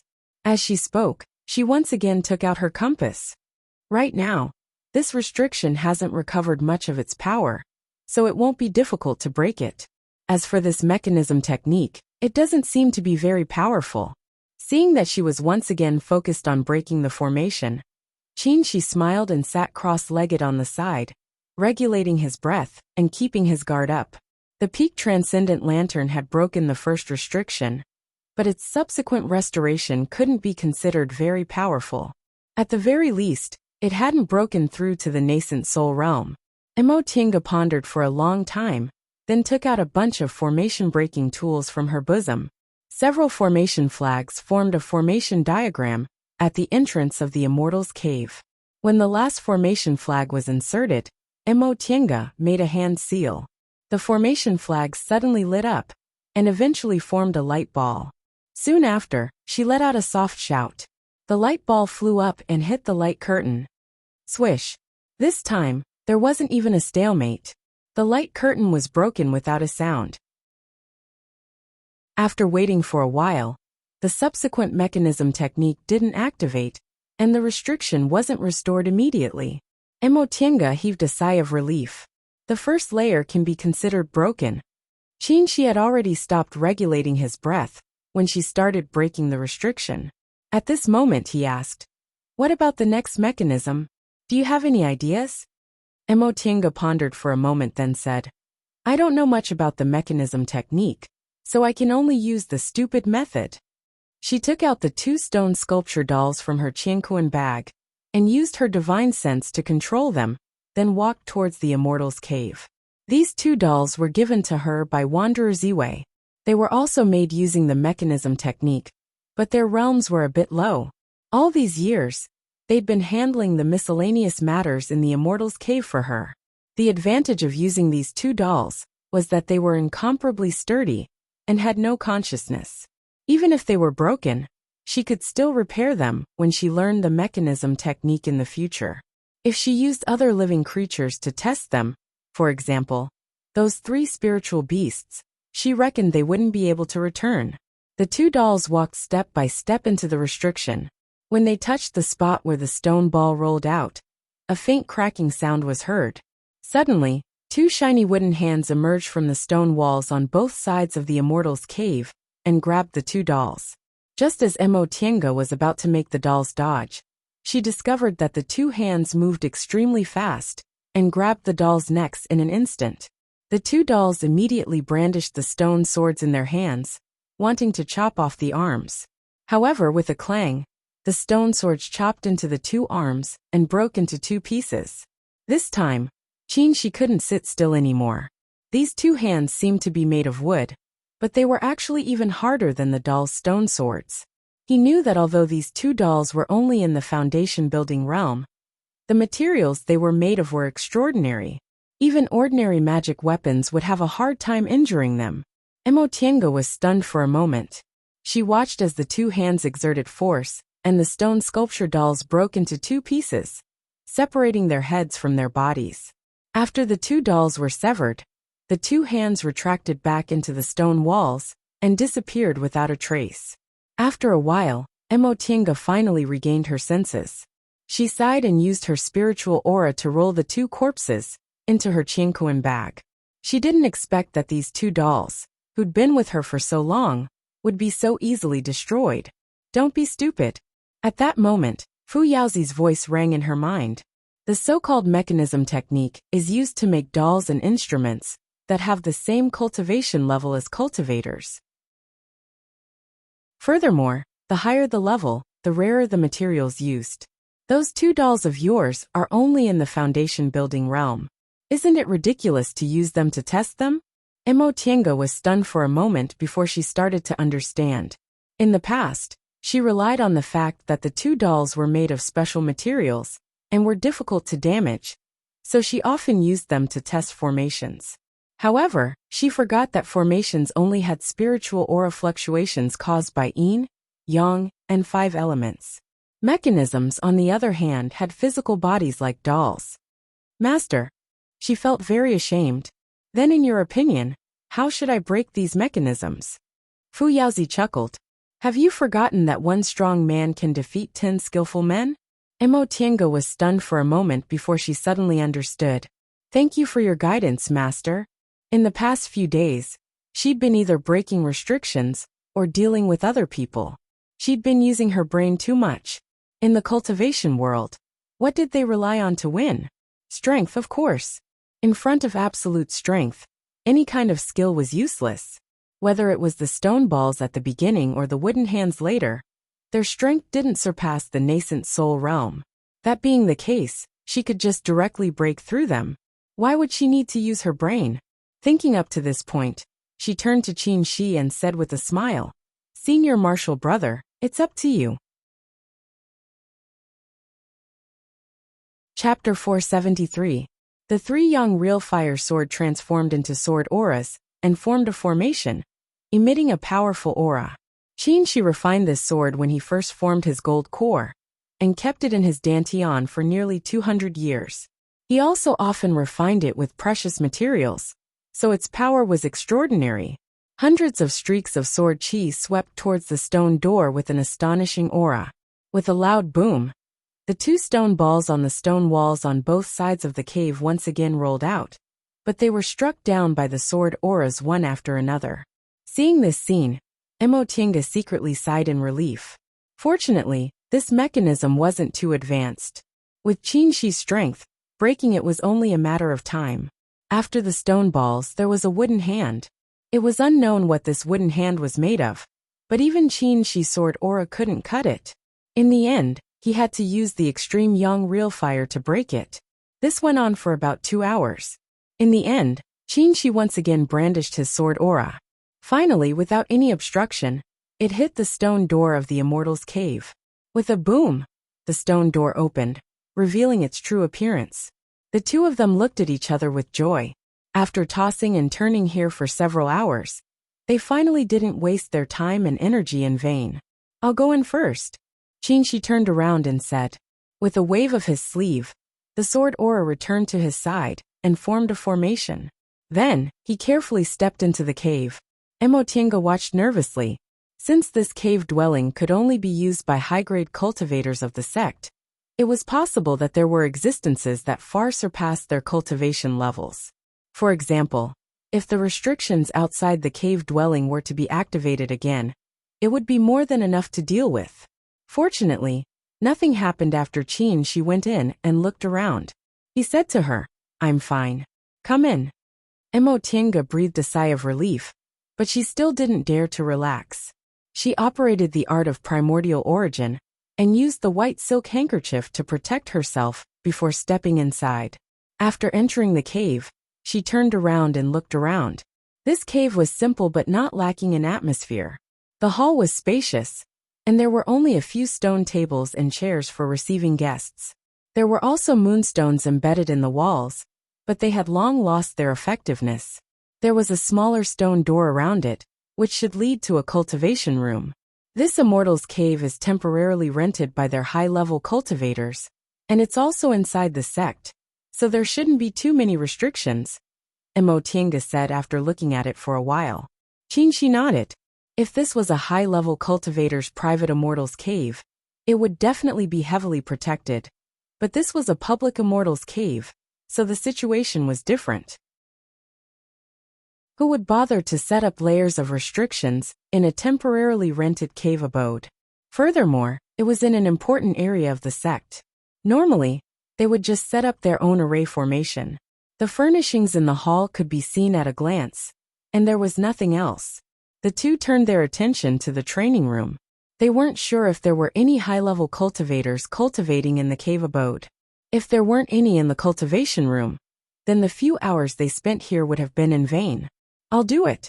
She was still in the lead. Under normal circumstances, cultivators would lay down a defensive array outside the cave abode, and then lay down a restriction around the cultivation room, just in case. If Gu Xiuxiu was really in seclusion in the cultivation room, when the spirit mountain was torn apart, then he would most likely have set up a restriction. Mo Tiange knew she wasn't strong enough, so she didn't object and followed behind him. Several sword auras were shot out, and the stone door of the cultivation room was instantly smashed into pieces. In the middle of the red light, several white lights flashed and attacked outside with a powerful momentum. Qin was shocked. He raised his hand, and a white light shield appeared in front of him. At the same time, he dodged the white lights. Tss. Multiple black arrows struck the opposite stone wall, almost shattering it into pieces. Mo Tiange's face turned pale. When she turned around and saw that she had dodged safely, she calmed down a little. Is this also a mechanism technique? She withdrew his sword aura and turned around to ask. Most likely.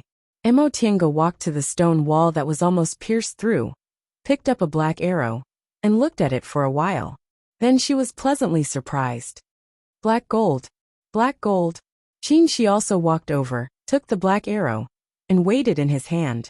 Extreme young real fire sprang out of his palm and burned it for a while.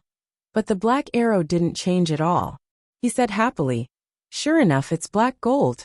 It's the best material for forging swords." When it came to refining tools, he was much more proficient than Mo Tiange, so he didn't need to explain how to distinguish black gold. The broken jade outside, the two wooden hands, and this black gold. Even if we didn't find the identity tablet, this trip was still worthwhile, she said with a smile. Mo Tiange nodded. Not to mention the wooden hands. They couldn't even tell what kind of material they were.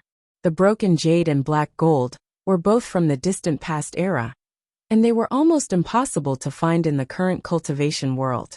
They only occasionally appeared in high-level cultivators' trade fairs, and usually, only a small piece of them would be crazily snatched. However, since there are restrictions here, it's very likely that there are cultivators in closed-door meditation here. She put away the black arrows one by one and returned to the door of the cultivation room. Fortunately, this mechanism technique isn't complete. It's the only test. Wait. Before she stepped into the cultivation room, she stopped her and said, "I'll go in first." Mo Tiange hesitated for a moment, but in the end, she nodded and stepped back. In the face of possible dangers, she always paved the way for her, so she was moved. However, she hadn't formed her nascent soul yet, so it was a fact that she was weaker than him. Rather than trying to be brave, she'd better be obedient. Seeing that she was obedient, she showed a reassuring smile, activated the sword formation, and walked towards the cultivation room. When he stepped into the cultivation room's stone door, he paused for a moment, but there was no movement. He looked around and was instantly shocked. Tiange. Mo Tiange didn't see any restrictions or mechanisms, so when she heard his voice, she followed him inside. What? She was just about to ask what was going on, but she was also stunned. This cultivation room's layout was also simple. There was only a stone bed, and a skeleton wearing a white robe was sitting cross-legged on it. The strange thing was that the skeleton's bones were neither black nor white. They were as transparent as crystal. What's going on? She stared at the skeleton in a daze. After a cultivator passed away, their physical body would turn into spiritual aura and dissipate, and their bones would gradually turn black with time until they turned into a pile of black ash.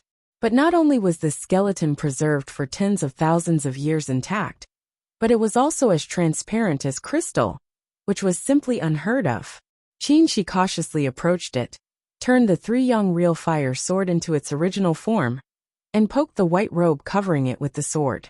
The skeleton fell down with a single poke. With a crashing sound, it instantly collapsed into a pile of bones of various sizes. Seeing this, Qin withdrew the three-young real fire sword, feeling puzzled. This white robe was obviously a rare spiritual treasure. It was still well preserved after tens of thousands of years, and its surface was smooth without the slightest wrinkle. Moreover, the body of the three-young real fire sword was covered in real fire, but it didn't affect it in the slightest.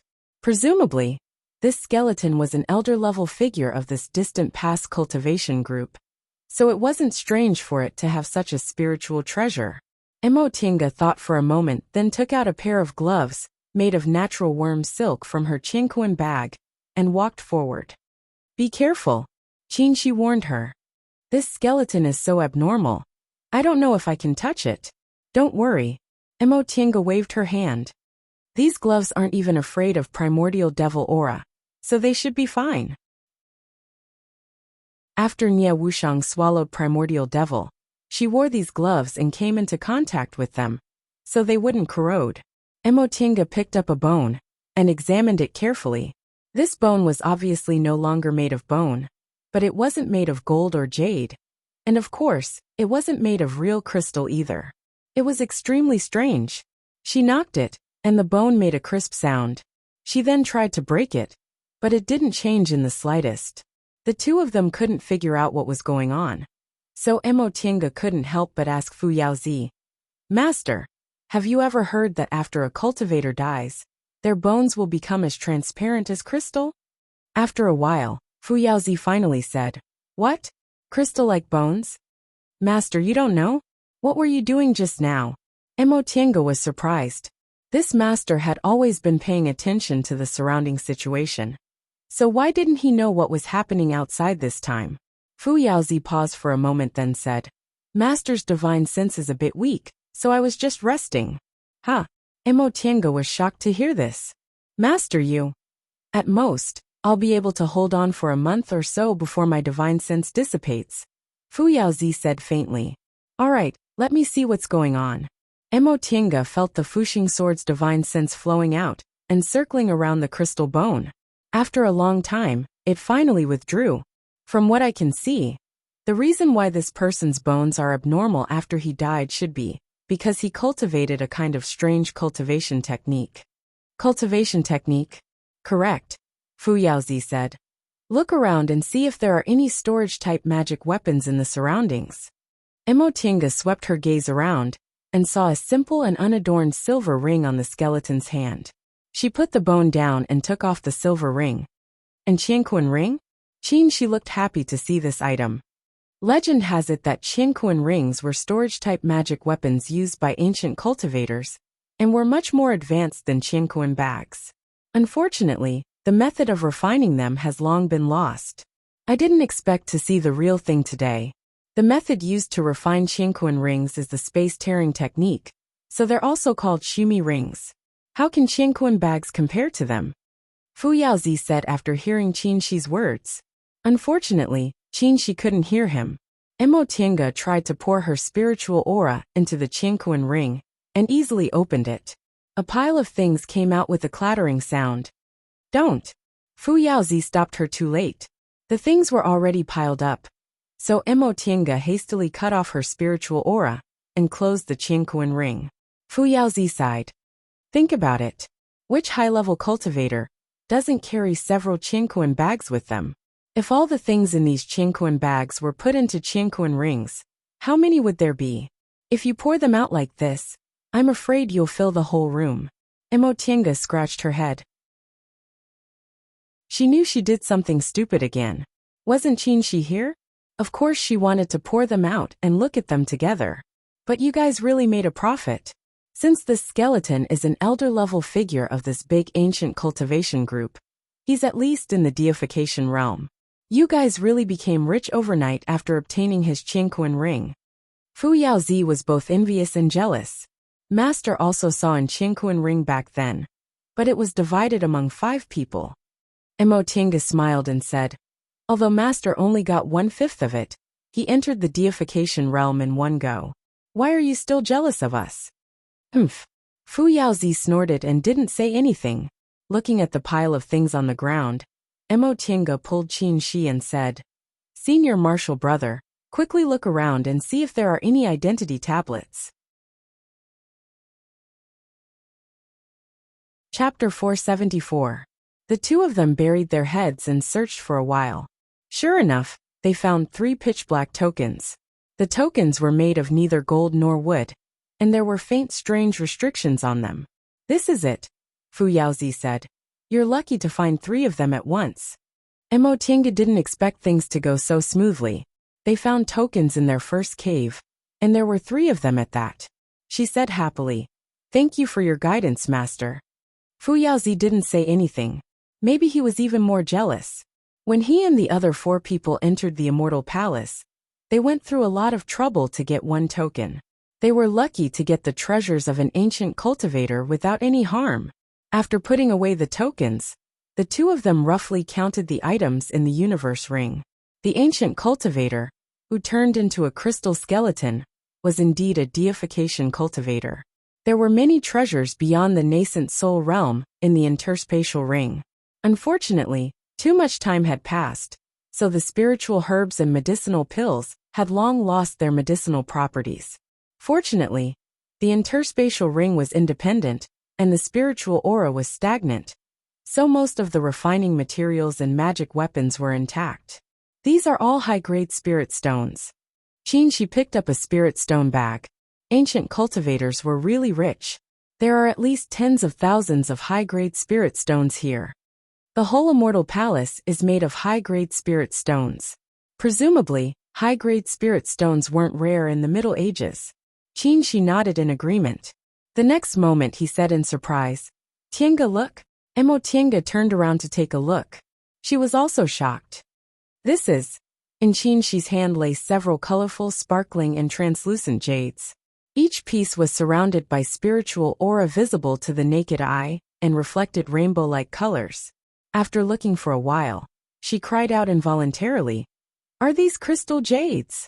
The appearance of these jades was very similar to the crystal soul jades she exchanged for in Kuanzhong City, but their quality was better. Each one was bright and sparkling without the slightest flaw. Crystal jades were a kind of jade that could store spirit stones in the Middle Ages. Genuine ones were called crystal jades, substandard ones were called crystal stones, and defective ones were called crystal soul jades. Compared with spirit stones, crystal jades not only contained a lot of spiritual aura, but their spiritual aura could also be slowly replenished after it was consumed. After the upheaval, crystal jades had almost disappeared. Even crystal soul jades could only be found by chance. Nowadays, if a cultivator obtained a crystal soul jade, they would usually embed it into a magic treasure. That way, the magic treasure could automatically recover spiritual energy. Although it was slow, in a battle of magical powers, a little more spiritual energy could affect the outcome of the battle.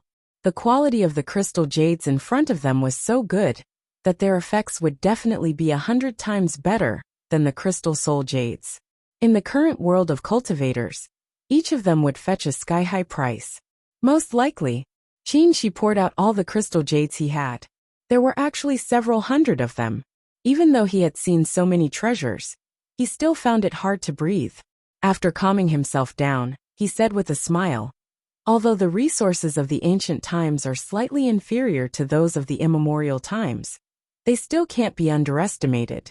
Their high-grade spirit stones can be used to build immortal palaces. I presume that the high-grade cultivators use crystal jades to trade. Mo Tiange pressed her hand on her chest to calm her breathing. She beamed with joy and said, Master Fu Yaozi was right. We really got rich overnight. After seeing so many crystal jades, the 2 of them were prepared to look at the other treasures, so they were no longer shocked. Soon after, the 2 of them found a jade slip among the miscellaneous items. The jade slip recorded a cultivation technique called Ice Heart Jade Bone Technique. Fu Yaozi guessed correctly. The bones of these ancient cultivators were crystal-like because of the ice heart jade bone technique. This cultivation technique could only be practiced by cultivators with ice spiritual roots. It was the cultivation technique of the ice heart jade bone technique, and only a few outstanding geniuses could practice it. After practicing this cultivation technique, the bones in the whole body would slowly change. By the time a cultivator reached the nascent soul realm, their bones would be as clear as crystal. At that time, the ice heart jade bone technique could be considered to have reached the initial stage and could increase one's chances of advancing to the deification realm. The two of them felt it was a pity. They didn't have ice spiritual roots, so they couldn't use this miraculous cultivation technique. In addition, there was also a jade slip related to the art of mechanisms. It was called Introduction to Mechanisms. Mo Tiange looked at it and was slightly disappointed. The art of mechanisms recorded in this jade slip was very simple. It seemed this ancient cultivator had just started studying the art of mechanisms and wasn't proficient in it. It was no wonder the mechanisms arranged in this cave weren't too brilliant. They were only made of rare materials and had great lethality. Once they finished looking, the two of them put everything back into their interspatial rings, including the white robe covering the corpse. As for the crystal bones, Fu Yaozi also told them to put them away. Mo Tiange hesitated. These bones were so special, so they must be useful. But they already took the remains of this ancient cultivator. If they didn't even let go of his remains, wouldn't that be a bit? As if he knew what she was thinking, Fu Yaozi said faintly, "It's just a bag of skin. What's there to care about? This ancient cultivator senior has already passed away. These bones have long had nothing to do with him." Mo Tiange knew she was sticking to the surface. She took a deep breath, excused herself, put the crystal bones into her bag, and also put them into her interspatial ring. After finishing these things and making sure she didn't miss anything, she left the cave with Qin Shi. After leaving this cave, the two of them went to the second cave without stopping. This time it was much simpler. This cave didn't have any art of mechanisms, and only had some residual restrictions. It only took the two of them an hour to break the restrictions at the entrance. After entering the cave, they found that the furnishings inside were the same as before. There was nothing but a stone table and a stone chair. After Qin Shi broke the cultivation room, he didn't find any traces of restrictions. It was empty. No one was in closed-door meditation. Although the two of them were mentally prepared, they were still disappointed. Then they went to the third and last cave. "Something's wrong," Qin Shi said with a frown before breaking the restriction. "What's wrong?" Mo Tiange was laying formation flags, preparing to break the restriction. "There's a strange aura inside," Qin Shi said. "Be careful." Mo Tiange nodded. There was a gap in their realms. Qin Shi's divine sense was stronger than hers, so he was more sensitive to danger than her. After pondering for a moment, she arranged another restriction around the formation flag, used to break the formation. The restriction-breaking formation was activated, and the light screen in front of the cave flashed. Qin Shi stepped forward, gathered his sword aura, and hit the stone door. With a loud bang, the stone door was smashed into pieces, and a gust of black aura gushed out. "Be careful," Qin Shi pulled Mo Tiange and quickly retreated. "Primordial devil aura." Mo Tiange gasped. Without thinking, she reached into her sleeve and took out the lotus elemental umbrella. Fortunately, she had set up an additional restriction earlier. The primordial devil chi was blocked, and not much of it leaked out. At this moment, the lotus dragon umbrella was opened, and the fluorescent light sprinkled down, isolating the remaining devil chi outside. "Sword formation!" she shouted, remembering what Fu Yaozi once told her. Qin Shi reacted very quickly. In an instant, he retrieved the three-yang real fire sword into his body, dispersed the spiritual aura protecting his body, and used the art of rising and falling devil. Aside from the lotus elemental umbrella, Mo Tiange also put away all her magic weapons. The two of them retreated for a long time before they breathed a sigh of relief. "What's going on?" Mo Tiange asked in bewilderment as they glanced at each other. "Maybe this cave is the point where the primordial devil aura leaked out," Qinshi guessed. There was no other explanation. Emotienga hesitated. Then do we still go in? The primordial devil aura in this space was purer and more powerful than anything they had ever encountered. Moreover, it could backfire, so it was really difficult to deal with. Qinshi glanced at her and asked, "What do you think?" Emotienga was about to say something, but the two of them suddenly felt a dangerous aura and vigilantly looked towards the entrance of the cave.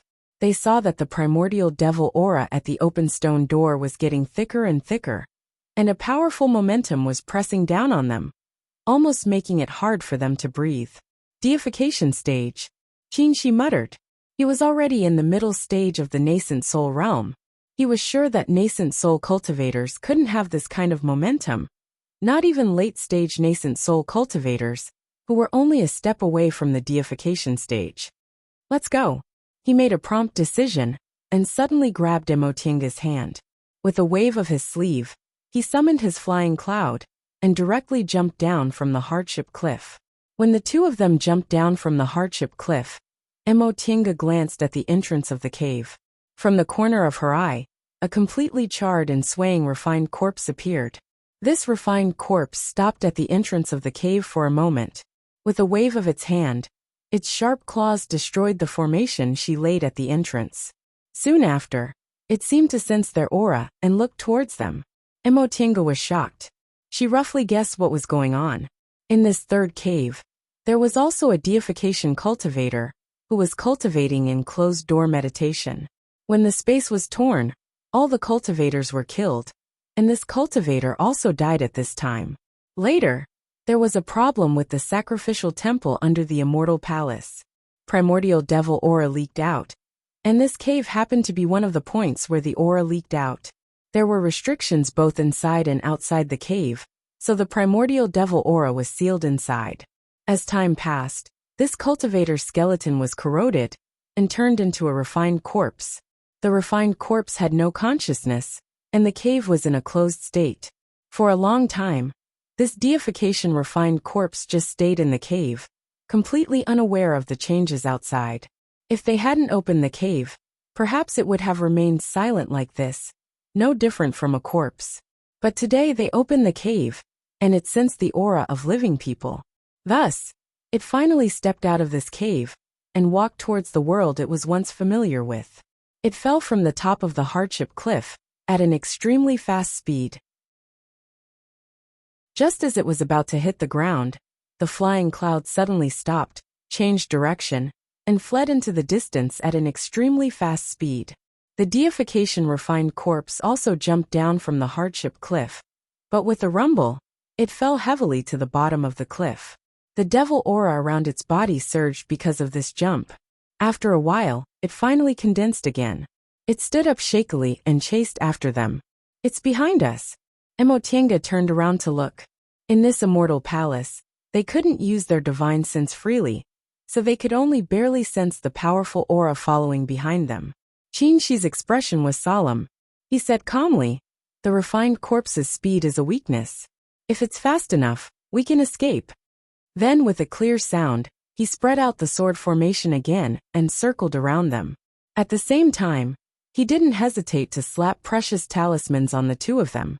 Although there might be strange restrictions in this immortal palace because of the space being torn, they couldn't fly too fast, but they couldn't care less. A deification refined corpse, even if all the cultivators who entered the immortal palace joined forces, could be destroyed with a wave of their hand. They weren't its match at all. They had no other choice but to escape. Chapter 475. The fiery red flight light swept past the foot of the mountain, rushing toward the buildings of the immortal palace.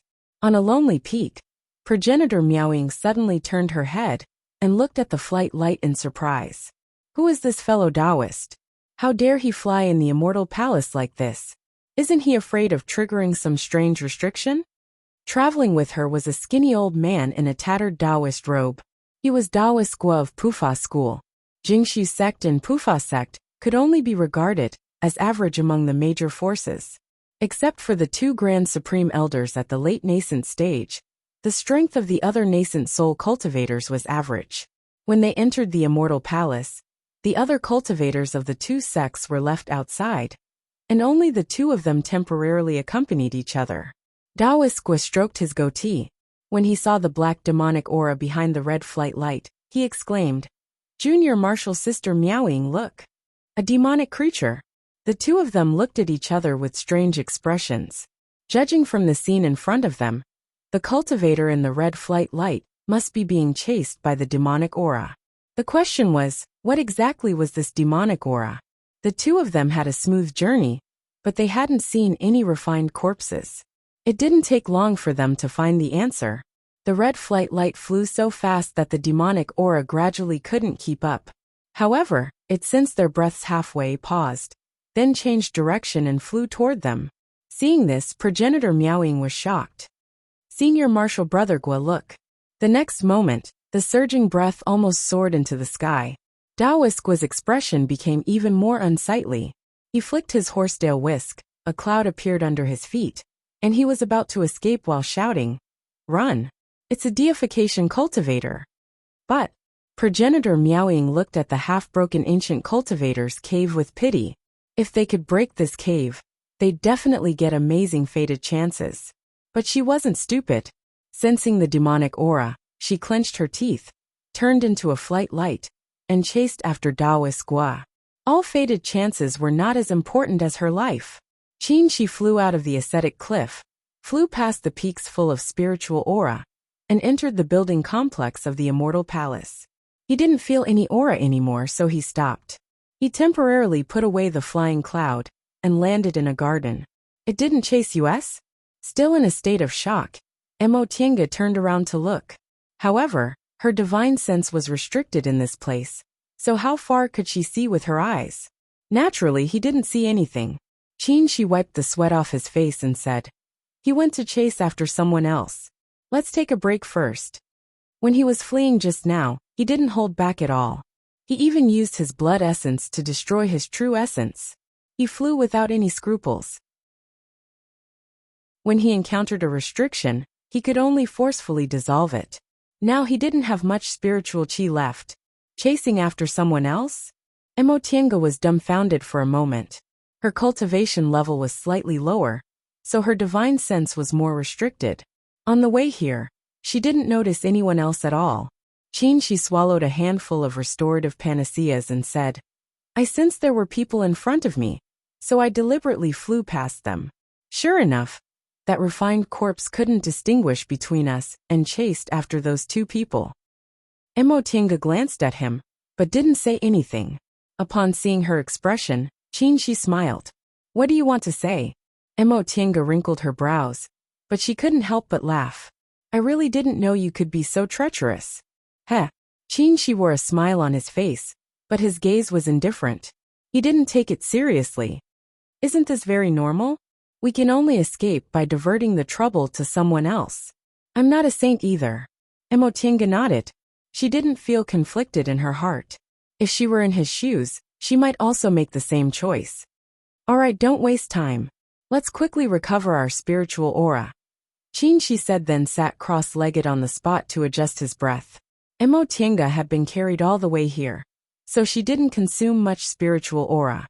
However, in this kind of situation, the more prepared the better. Thus, she also sat cross-legged, adjusting her breath while thinking about countermeasures. A deification realm refined corpse appeared in this immortal palace. For the cultivators who entered the immortal palace, the treasure-seeking journey immediately became perilous. The higher the realm, the greater the gap between the two realms. The difference between the deification realm and the nascent soul realm was like heaven and earth. Even between the early stage of the deification realm and the peak stage of the nascent soul realm, this deification realm refined corpse was naturally transformed by chance. Although it didn't have a consciousness, it was very likely that it retained its original body's habits in fights of magical powers. How could the divine abilities of the deification realm cultivators of the distant past era, who had already declined for more than 100,000 years, be a match for the cultivators of the cultivation world? Therefore, if they were caught by this deification realm refined corpse, no matter how powerful a nascent soul cultivator was, they could only die. However, since it was a refined corpse, its weakness was its clumsiness. If they discovered it early and avoided it, they wouldn't be in life-threatening danger. However, the problem was that with the deification realm refined corpse wandering around, the nascent soul cultivators wouldn't be at ease when searching for treasures. Master, Mo Tiange called Fu Yaozi softly after thinking for a while. However, Fu Yaozi didn't move for a long time. If she didn't feel the existence of the divine sense on the Fuxing sword, she would almost think he disappeared. Thinking about what Fu Yaozi said before, that his divine sense was a bit weak, Mo Tiange guessed that maybe he was resting? She couldn't help but sigh. That being the case, they could only think of a way themselves. She didn't really care about the other treasures in this immortal palace. Their original goal was to collect top-grade spiritual treasures in the storehouse. Now that there was a deification realm refined corpse wandering around in the immortal palace, there was no need to stay outside. There was an illusory formation in the storehouse. In the end, the refined corpse was just an idiot. It definitely couldn't see through the illusory formation. The storehouse was the safest place. But here came the problem. Although she knew the weakness of the illusory formation, she and Qin Shi alone weren't enough to break it. When they left the storehouse, they agreed to meet up with Master Taoist Yuanmu and the others for a day. There was still half a day left. Did they have to hide for half a day? While Mo Tiange was pondering, the immortal palace was in a mess because of this deification realm refined corpse. Seeing Taoist Gua and primordial Lord Miaoying flying towards them at an unparalleled speed, Venerable Shixiang's loud voice rang out. "Oh, my fellow Taoists, where are you going?" Venerable Shixiang really didn't have many friends. After entering the immortal palace, no one was willing to cooperate with him, so he could only wander around the immortal palace alone, looking for fated chances. Fortunately, he found the remains of several ancient cultivators and obtained several Qingkuan bags. However, the cultivation levels of these ancient cultivators weren't very high. Although there were several rare treasures in their Qingkuan bags, none of them were related to the deification realm. He had been stuck in the late stage of the nascent soul realm for so many years, but aside from fated chances related to the deification realm, there really wasn't anything else that caught his eye. He also found an ancient cultivator's immortals cave on a separate mountain peak that was obviously of a much higher level. Unfortunately, it was robbed by old man Yuanmu, who relied on his superior numbers. Although Yuanmu was noisy, as a great cultivator in the late nascent soul realm, how could he be a fool? He was only one person and couldn't compete with Juyan's sect, so he could only endure it.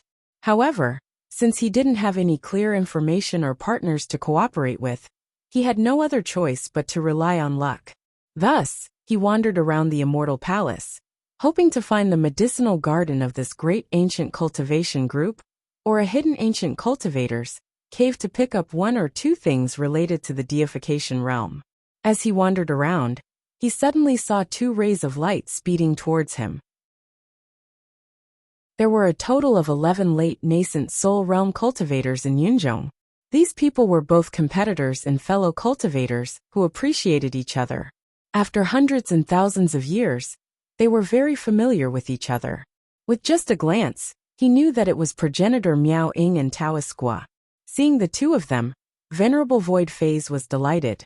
Although these two were not too close to him, they were much better than old fogies like Yuan Mu and Guifang. Progenitor Miao Ying was famous for her good relations with others. She was always smiling at everyone and had a good relationship with him. Taoist Gua was also a turtle and was a good guy. Surely he wouldn't have any objections if he were to join them? If he had these two as partners, he would be able to show off his skills. Besides, Taoist Gua cultivated the Vajrabody enhancement technique, and progenitor Miao Ying's strength was not an attack.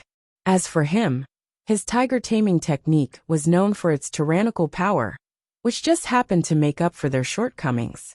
They should not have any objections. With this thought in mind, Venerable Void Phase called out to the two of them. Hey, I'm calling you. Why are you running so fast? It's not like I'm going to eat you." Taoist Void Phase, who are you addressing as Lord Buddha? Hearing this, the two fleeting lights stopped. Progenitor Meowing glanced at Venerable Void Phase with a smile. Her usually dignified and amiable face now had a hint of murderous intent. Venerable Void Phase was annoyed that he had let slip. He smiled shamelessly and said, "Junior Sister Meowing, this old monk has always been like this. I can't stop talking. I didn't mean to say that to you. Please don't take it to heart. If you didn't say that to Junior Sister Meowing, then you must have said it to me?" Taoiseau flicked his horsetail whisk and glanced at Venerable Void Phase with half-opened eyes. Venerable Void Phase blinked his large eyes and pretended to be innocent. "Old man Gua, I just couldn't stop talking. You're not that petty, are you?" Taoiseau raised his eyes and ignored him. Although he was a good guy, he did not have a good temper with Venerable Void Phase. Venerable Void Phase had a favor to ask, so he could not be bothered to be calculative. He asked shamelessly, "Junior Sister Meowing, Old man Gua, what are you doing? Why are you in such a hurry? Did you find some opportunity?" Progenitor Meowing glanced at him with a half-smile. "Fellow Taoist Void Phase, this opportunity. I don't think it's a good idea to tell others about it. Just say it." Venerable Void Phase was very anxious. He had been wandering around for more than a day, and had yet to find any opportunity. "Let's get straight to the point. Neither of you are good at attacking, so I can make up for your shortcomings. Bring me along. If there's an opportunity, I'm willing to let you choose first." Progenitor Meowing and Taoiseau looked at each other and seemed to be discussing something. Turning around, they saw Venerable Void Phase looking at them eagerly. Progenitor Meowing smiled. "Fellow Taoist Void Phase, it's not that we can't bring you along, but you said that if there's an opportunity, we'll choose first, right?" Of course. Venerable Void Phase nodded repeatedly. "Very well. We've indeed found an opportunity not far ahead. Wait here. We'll send word for you once we've confirmed it.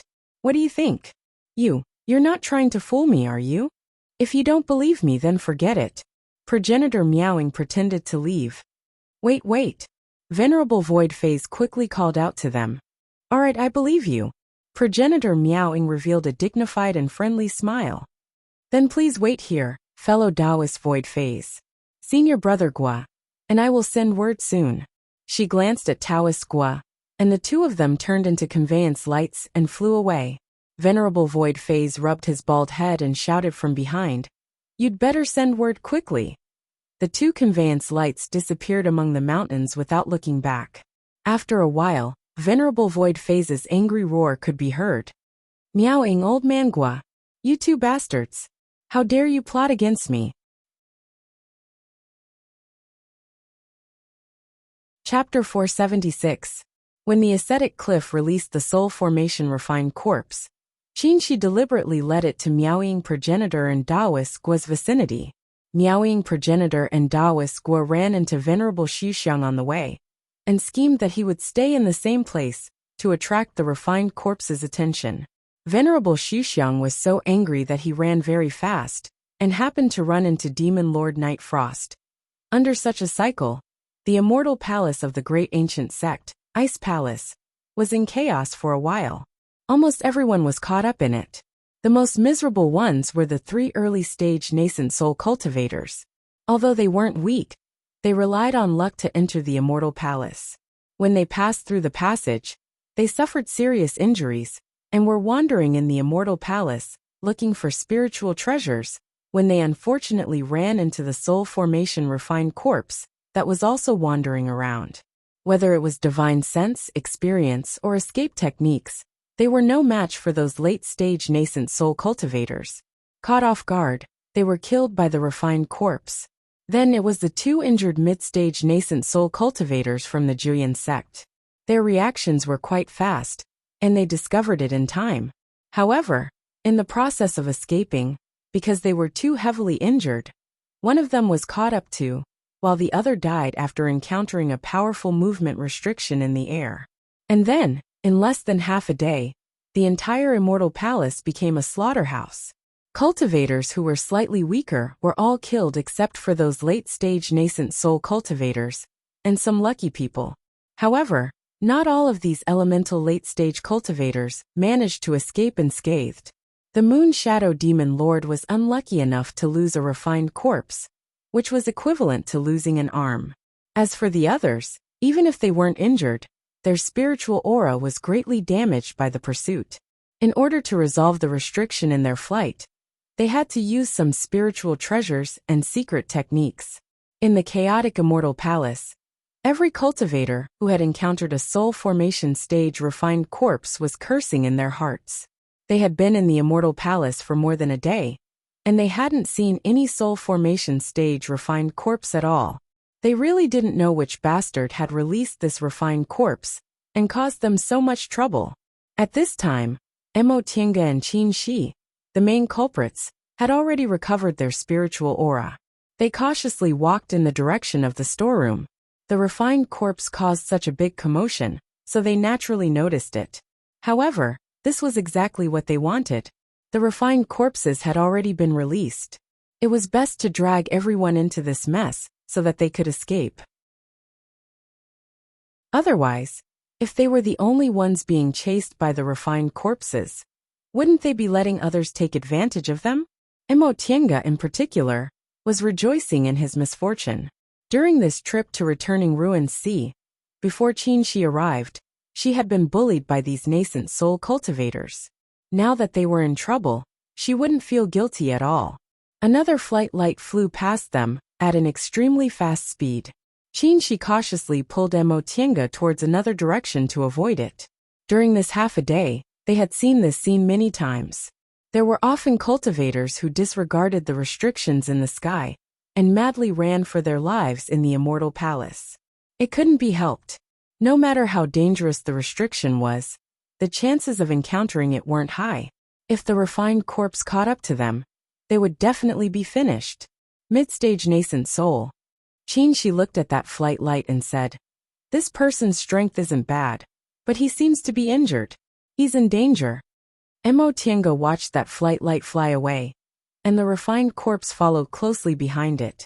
Sure enough, that flight light swayed in the sky and stopped for a moment before the devil aura caught up to it. The devil aura rose and covered that flight light. They seemed to hear screams coming from inside, and then the devil aura slowly swallowed the flight light. This scene happened in the sky. Many cultivators in the Immortal Palace saw it, and couldn't help but feel their hearts palpitate. The deification realm was an insurmountable gap for them. If it caught up to them, they would also be killed with a wave of their hands. They simply couldn't resist it. When that flight light completely disappeared, the devil aura stayed in the sky for a moment before chasing it in another direction. This time, it was a dazzling sword light that streaked across the sky, flying rapidly in their direction. Qin Shi's expression changed slightly. He didn't have time to hide anymore. He pulled Mo Tiange, summoned his flying cloud, and randomly chose a direction to escape in. Unexpectedly, the owner of that sword light seemed to have seen them, and also turned to chase in their direction. Upon realizing this, Qin Shi frowned. This person did it on purpose. If they encountered a refined corpse, they would find another unlucky person. This was the tacit practice of the cultivators in the Immortal Palace for half a day. Some people succeeded, but some people became victims. The person behind them chased closely, and the refined corpse followed closely behind him. After flying for a while, Qin Shi's expression darkened. He said, "This person's cultivation level is ordinary, but he's very fast. I'm afraid we can't get rid of him for a while." Mo Tiange turned around and said coldly, "This person is obviously relying on us. Even if we can't catch up, after he's killed by the refined corpse will find us. This is really harming others without benefiting ourselves." Qin Shi's eyes flashed fiercely. He said in a low voice, "If that's the case, I don't mind killing this person first before refining the corpse." Although this method couldn't solve the problem, anyone would be angry after being schemed against so obviously. Mo Tiange shut her mouth and remained silent. If he didn't carry her, Qin Shi's speed should be a bit faster, but this person's spiritual aura is running out. Mo Tiange said happily as she turned her head again. And, while fleeing, Qin Shi always paid attention to his back. As time passed, the person's speed slowed down. Obviously, he didn't have enough spiritual aura. Just as he was about to speed up, he suddenly heard a clear sound behind him. The flying sword under the person's feet burst out thousands of sword lights, and suddenly sped up. Huh. Qinxi's footsteps paused for a moment before he suddenly turned his head to face that person. Senior Marshal Brother. Mo Tiange was shocked and didn't understand what he was doing. Since this person didn't have enough spiritual aura, even if he used a secret technique, he would be like an arrow at the end of its flight. As long as he sped up, he could get rid of him. Why did he go to face him? Qinxi didn't answer. Soon, he came face to face with the owner of the sword light. He raised his hand and threw a talisman. The talisman ignited in the wind, and suddenly released a powerful spiritual aura. It slowly condensed into a human figure in the air, and stopped behind the person. Once he finished doing this, Qinxi turned his flying cloud, and once again flew away at high speed. That sword light paused for a moment, then followed closely behind him. The refined corpse quickly caught up. Sensing the spiritual aura transformed from the talisman, it seemed a bit confused. After hesitating for a while, it finally waved its hand to grab it. The refined corpse stopped for a moment to buy some time for the three people. Then it quickly fled. When the refined corpse finished swallowing the spiritual aura transformed from the talisman, it happened to find another group of cultivators nearby, so it turned around and chased after them. The three people breathed a sigh of relief and fled for a distance before they found a safe place to land. It's you! Mo Tiange was shocked to see this person after they landed in a desolate garden. This person wore a cyan robe and carried a sword. His face was thin and expressionless. He was Jianxin, the cyan-robed swordsman she met in Starfall City several decades ago. At that time, they both fell into Castellan May's trap and worked together. However, she was later chased by Castellan May and didn't know Jianxin's whereabouts. Mo Tiange had very complicated feelings about Jianxin. This person was quick-witted and meticulous. He could quickly make decisions in dangerous situations. He was indeed a first-class person. However, he was selfish and attached great importance to benefits. In order to achieve his goals, he didn't care about other people's lives. He wasn't someone she could associate with. However, it was precisely this person who stopped her when she was about to be killed by Castellan May, allowing her to escape. She couldn't tell whether she hated him or was grateful to him. But what surprised her more was that when they met, Jianxin's cultivation level was clearly in the middle stage of the core formation realm. But now he was in the early stage of the nascent soul realm. In more than 50 years, from the middle stage of the core formation realm to the early stage of the nascent soul realm, this speed couldn't be considered slow. Moreover, this person was a sword cultivator. Before she could say anything, Jianxin suddenly smiled at her. This smile was a bit helpless, a bit emotional, but it also carried an indescribable sense of familiarity. Mo Tiange was stunned. This person. When Qinxi heard her words, he frowned and looked at her with confusion. He then turned around and said to Jianxin, "Why are you here? Why can't I be here?" Jianxin's tone was also very helpless. He looked at them with a very complicated expression. "How did you recognize me?" Qinxi said coldly. "No matter what. We've known each other for more than 200 years. Others might not recognize your secret technique, but I do." Jianxin lowered his head. He seemed a bit depressed and didn't answer. Qinxi snorted coldly and said, "Harming others without benefiting yourself. Even if you die, you still want to find someone to be your scapegoat. Your character really won't change even if you die." Hearing this, Jianxin answered gloomily, "If I knew it was you guys, I wouldn't have chased after you." Humph. Qinxi snorted again and didn't say anything. Their conversation was like riddles, making Mo Tiange feel confused. She looked at Qinxi, then looked at Jianxin.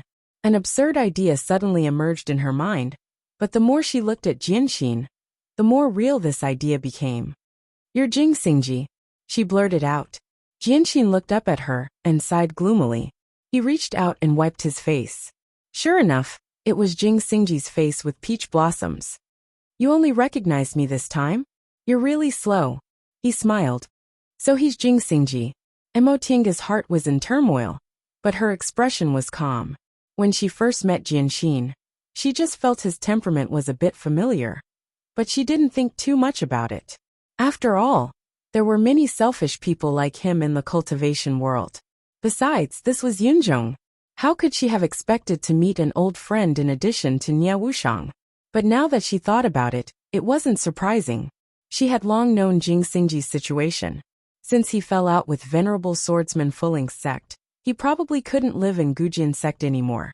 So it wasn't strange for him to run to Yunjong. Although Yunjong was very far from the celestial pole, she found an undersea passage. Nie Wushang safely crossed the South Sea, so Jing Xingji naturally could also find a way. Seeing Qin Shi's doubtful gaze, Mo Tiange explained simply. When I was tricked by Mei Feng, he was also among them. Qin Shi nodded to show he understood. He asked about her experiences these years, so he only needed to hear one sentence to understand what was going on. Mo Tiange asked again. Weren't you in the late stage of the core formation realm? Why were you in the middle stage of the core formation realm back then? And now you're advancing to the nascent soul realm. Jing Xingji shrugged and answered. Can't my cultivation level regress because of my injuries? As for advancing to the nascent soul realm, I'm a cultivator of the same generation as Qin Shoujing. He's already in the middle stage of the nascent soul realm. So why can't I advance to the nascent soul realm? After he answered, Mo Tiange didn't know what to say, and Qin Shi didn't say anything. For a while, the three of them fell into a strange silence. Chapter 477. Mo Tiange had long let go of Jing Xingji. Back then, she was plotted against, and nothing happened between them. Now that she and Qin Shi were so happy, there was no need to care about the past. Besides, although Jing Xingji didn't have a good personality, he was quite affectionate toward Qin Shi. Thinking of this, she couldn't help but glance at Qin Shi then at Jing Xingji. Speaking of which, the relationship between them was also very strange. Qin Shi had a cold personality and didn't like to socialize, so other people always thought he was arrogant, cold, and distant. In fact, he treated people amiably and was polite when interacting with others. On the other hand, he kept a distance from almost everyone and had to be reserved in his speech and behavior. However, he never pretended to be polite to Jing Xingji, and he was often very direct. It seemed he didn't mind showing his true feelings in front of him. From this aspect, Mo Tiange almost thought Qin Shi regarded Jing Xingji as a friend, the kind of friend he could confide in. However, they didn't even have the most basic contact between friends. After coming out of Demonic Mountain, Qin Shi didn't mention Jing Xingji. Looking at Jing Xingji again, from Mo Tiange's point of view, this person was really not a person to be friends with. He almost never said a word of truth to others. When he met a woman, he would be very attentive, but deep down, he didn't take it seriously at all. He was extremely selfish and didn't care about other people's lives in order to achieve his goals. He even harmed others without benefiting himself. If he couldn't escape, he would drag others down with him. However, although he was extremely unreliable, he would stick to his own principles. Back then, under Master Songfeng's coercion, he was still unwilling to do that kind of thing. After that, he felt even more sorry for Qin Shi. Thinking of this, Mo Tiange felt that the relationship between them was simply intertwined with love and hate. I say. In the silence, hearing her voice, the other two people immediately looked at her. What's the relationship between you two? Upon hearing this question, Qin Shi just looked at her and didn't answer. Jing Xingji raised his eyebrows and said with a surprised smile, What do you think? Mo Tiange ignored him and looked at Qin Shi. Qin Shi still didn't answer, and just shook his head gently. She didn't know whether he said it didn't matter, or he didn't want to talk about it now. Then, he turned to Jing Xingji and asked the same question. Why are you here? Did you disappear in the celestial pole all these years because you came to Yunjong? This time, Jing Xingji didn't answer. Why can't I be here? Instead, he sighed and answered seriously. Why else? Don't you know? My days in Gujin sect weren't good. After that incident on Demonic Mountain, I had a falling out with them, and simply didn't want to go back. Mo Tiange asked, Fellow Taoist Jing, you were only in the core formation realm back then, so how did you come to Yunjong? It can't be crossing the South Sea, right? Heh. Jing Xingji glanced at her with a faint smile. If you can reach Yunzhong safely, why can't I? He paused for a moment before he answered seriously. In the past, when I was adventuring, I happened to come across an ancient transporting formation. After I planned to leave the celestial pole, I spent some effort to repair it. Who would have thought that the destination of this ancient transportation formation was actually Yuan Province? After arriving at Yuan Province, I took a detour to Yunzhong. I saw that the cultivation level here was very high, so I simply stayed. What about you guys? Why did you come to Yunzhong? Don't tell me you also couldn't survive in Yunzhong? Since he spoke in such detail and didn't intend to hide anything, Mo Tiange also answered. I learned about an undersea passage through an ancient cultivator's cave, so I came to Yunzhong to gain experience. As for senior marshal brother, he crossed the South Sea to come here. Oh, Jing Xingji raised his eyebrows, his gaze moving back and forth between the two of them. Why didn't you take the same path? Because the passage collapsed, Mo Tiange answered sullenly. In any case, it had already collapsed, so it wasn't a big deal to say it out loud. Jing Xingji didn't expect this kind of answer, so he was speechless for a moment. He looked at Mo Tiange, then looked at Qin Shi and suddenly said, You didn't cross the sea to look for her, did you? Qin Shi's expression was cold. What? Can I? Jing Xingji raised his eyebrows in surprise. After a long time, he finally patted Qin Shi's shoulder and said, Qin Shoujing, we've known each other for more than 200 years. Although you've always been known as a genius, and your cultivation level has always been higher than mine, I've never taken it seriously. But today I'm convinced. I can't do this kind of thing. Qin Shi snorted but didn't answer. Seeing his reaction, Jing Xingji laughed. You're still talking about me? Haven't you never changed your awkward personality? Qin Shi's expression darkened. He resisted the urge to take out the 3-yang real fire sword and asked calmly in the end. Did you come alone? That passage to the Immortal Palace isn't simple. It wouldn't be strange for a middle-stage nascent soul cultivator to die inside. You didn't just form your nascent soul, did you? Alas! Jing Xingji sighed and said, Qin Shoujing, I don't care about other people, but don't you know?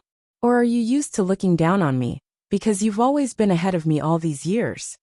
Upon hearing this, Qin Shi shut his mouth. The two of them met when they were in the foundation building realm, and experienced danger together. At that time, he obtained the 3-yang real fire sword, and the yang spiritual bead, while Jing Xingji obtained the ancient cultivation sword and sword art he had. It could be said that the harvest from that time was the biggest fated chance they'd had since they started cultivating. With the help of the 3-yang real fire sword and the yang spiritual bead, his cultivation level advanced by leaps and bounds. As for Jing Xingji, although he wasn't as dazzling as him, he knew his abilities couldn't be underestimated.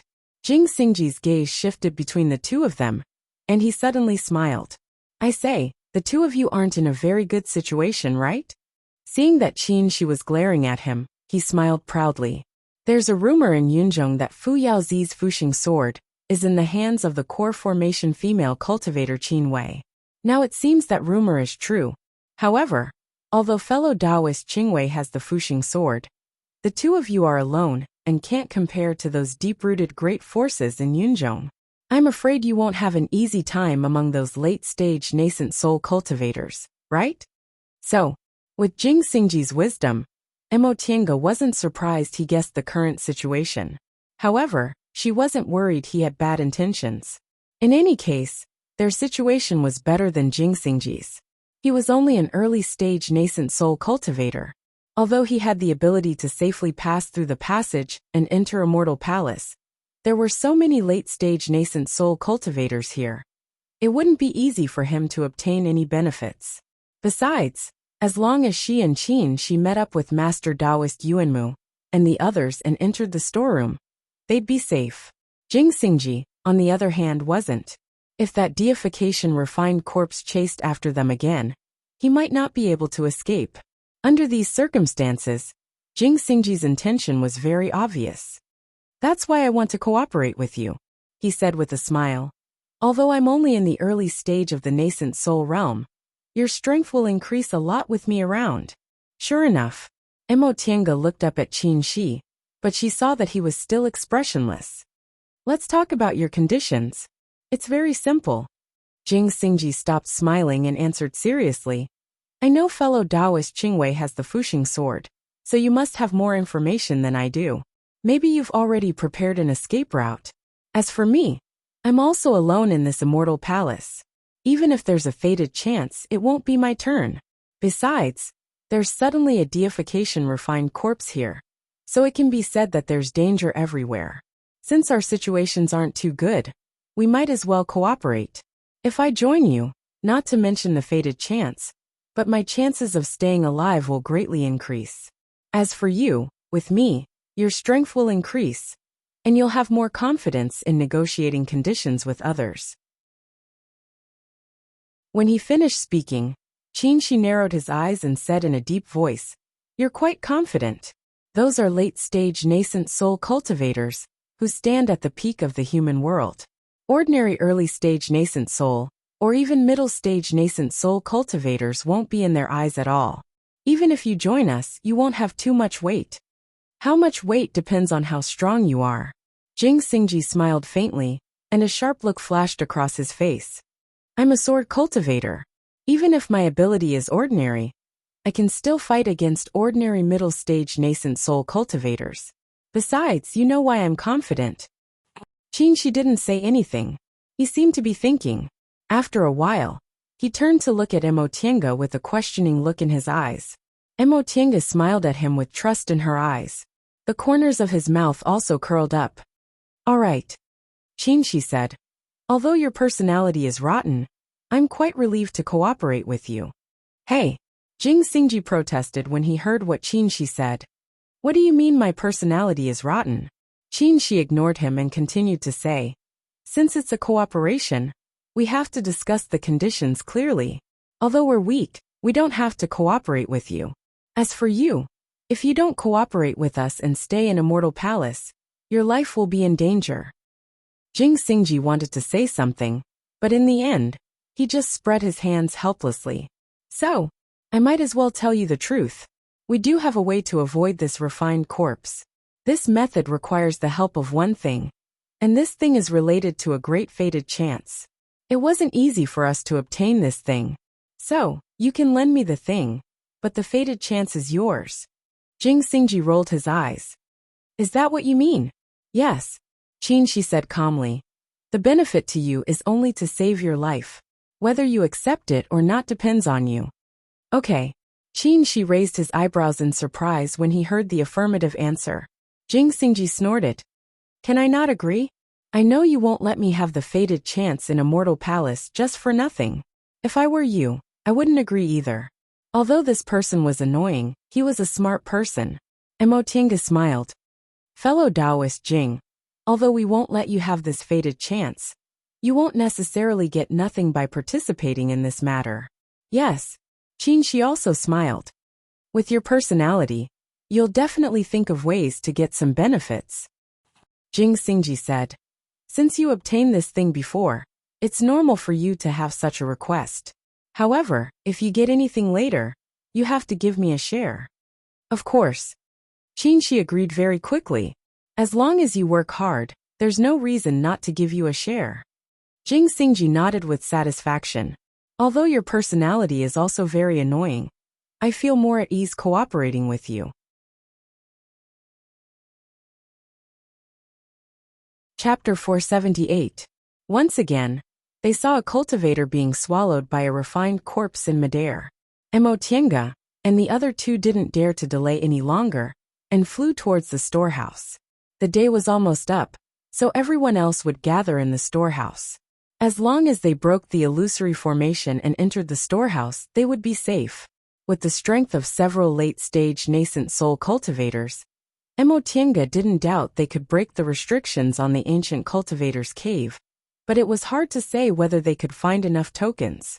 She and Qin Shi were purely lucky. If Fu Yaozi didn't know there was a spiritual eye cave on Ascetic Cliff, it would have been very difficult for them to compete with other people for the ancient cultivator's cave, let alone find 3 tokens at once. On the way to the storehouse, they encountered another refined corpse. Fortunately, they were vigilant and avoided it early. Later, they found several abandoned caves, found several skeletons that were almost turned into black ashes, and picked up several chinkuan bags. These caves were located in a valley and weren't of high standard. Obviously, they weren't high-level cultivators, and they only used chinkuan bags instead of chinkuan rings. They looked at the chinkuan bags again. Sure enough, they only had a core formation cultivation level. Although there were some rare materials in the chinkuan bags, they weren't too precious to the three of them, so they divided them casually. It was better than nothing. The journey was daunting but not dangerous. Finally, they arrived at the storehouse before the end of the second day. Fellow Taoist Qin, little friend Mo, you two came really early. There were already people waiting at the door of the storehouse. Yu Shuxing and Han Shizhi. Qin Shi returned the greeting and said faintly, Mister, you came early, so things must have gone very smoothly. Yu Shuxing smiled, and seemed to be in a good mood. Then his gaze fell on Jing Xingji. May I know who this fellow Taoist is? This is fellow Taoist Jing Xingji, an old friend of mine. We happened to meet before and he helped us, so... Oh, Yu Shuxing nodded thoughtfully. So, you two are going to take fellow Taoist Jing with you? I don't think I've broken the agreement with you, right? Yu Shuxing's gaze swept over the sword on Jing Xingji's back. He said casually, You can enter the storehouse with tokens. I have no problem with that. Although he said that, the three of them understood his true thoughts. An early-stage nascent soul cultivator. Even if he was a sword cultivator, in the midst of so many late-stage nascent soul cultivators, what impact could he have? Besides, the number of people he brought wasn't a problem. The problem was whether this person was trustworthy, and whether he would be a burden. Scholar, you had made the same mistake in the past. He brought two early-stage nascent soul cultivators with him, but not only were they of no help, they almost dragged him down in the passageway. The smartest of them all was still Reverend Nameless. He left all his fellow disciples outside the Immortal Palace, and only brought Ju Wu into the Immortal Palace. Jing Xingji's expression did not change in the slightest when he felt this kind of contempt. Scholar, you didn't even call out to him, and he didn't care either. Minding his own business, he found a corner to sit down and adjust his breathing. He seemed to be unreliable, but since he could live safely in an environment where his fellow disciples were suspicious of him, and even cultivate to the late stage of the core formation realm, he certainly had a lot of wisdom about survival. After a simple greeting, the five of them stopped talking. After a while, flight lights flashed over from the distance. They were Reverend Nameless and Ju Wu. She thought the people from Juyan sect would come back first. After all, they had two late-stage nascent soul cultivators, and were the strongest among them. But on second thought, they also had the most people, so it would be even more difficult to get 4 identity tablets, and let all 4 of them enter the storehouse. Fellow Taoist Nameless. Great Master. Upon seeing Reverend Nameless, Yu Shuxing and Qin Shi both greeted him. Amongst their group, Reverend Nameless was the most popular, and he was the most trusted. The reason for this was related to the cultivation technique Reverend Nameless cultivated. The teachings of Buddhism were much gentler than those of Taoism and Confucianism. The cultivation technique Reverend Nameless cultivated was obviously quite self-disciplined, and had extremely high requirements on one's state of mind. In the cultivation world where people's hearts were unpredictable, people like him were often the first choice to trust. Of course, this wasn't the only reason why Yu Shuxing and Qin Shi were so polite to him. Scholar Yu and Reverend Nameless were old friends. The two of them had been in contact with each other for a long time. As for Qin Shi, he was also grateful to Reverend Nameless for helping him when he entered the passage to Immortal Palace. Their group had a total of 5 people. Apart from Juyan sect, which was slightly stronger, the strength of each group was about the same. It would be good if they could make an ally. With his eyes still closed, Reverend Nameless greeted everyone with a smile. He didn't even miss the 2 juniors.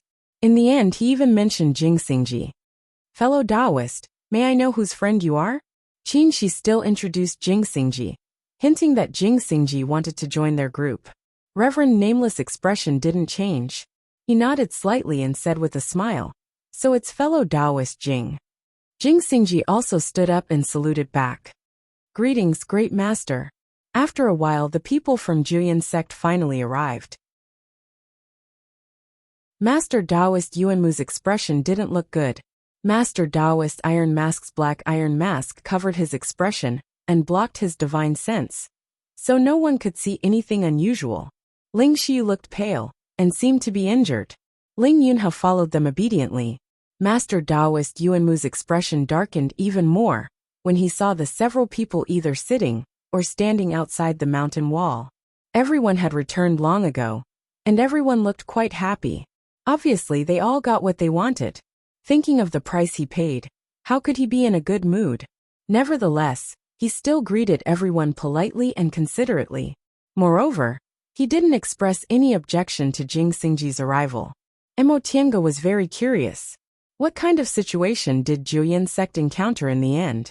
With their lineup consisting of 2 late-stage nascent soul cultivators and 1 middle-stage nascent soul cultivator, they were actually in a more difficult situation than the others? This was too unusual. While she was looking, her gaze suddenly met Ling Yunhe's. Ling Yunhe smiled at her. There seemed to be a hint of understanding in his eyes, which made Mo Tiange feel a bit embarrassed. She cupped her hands at him and no longer looked at him.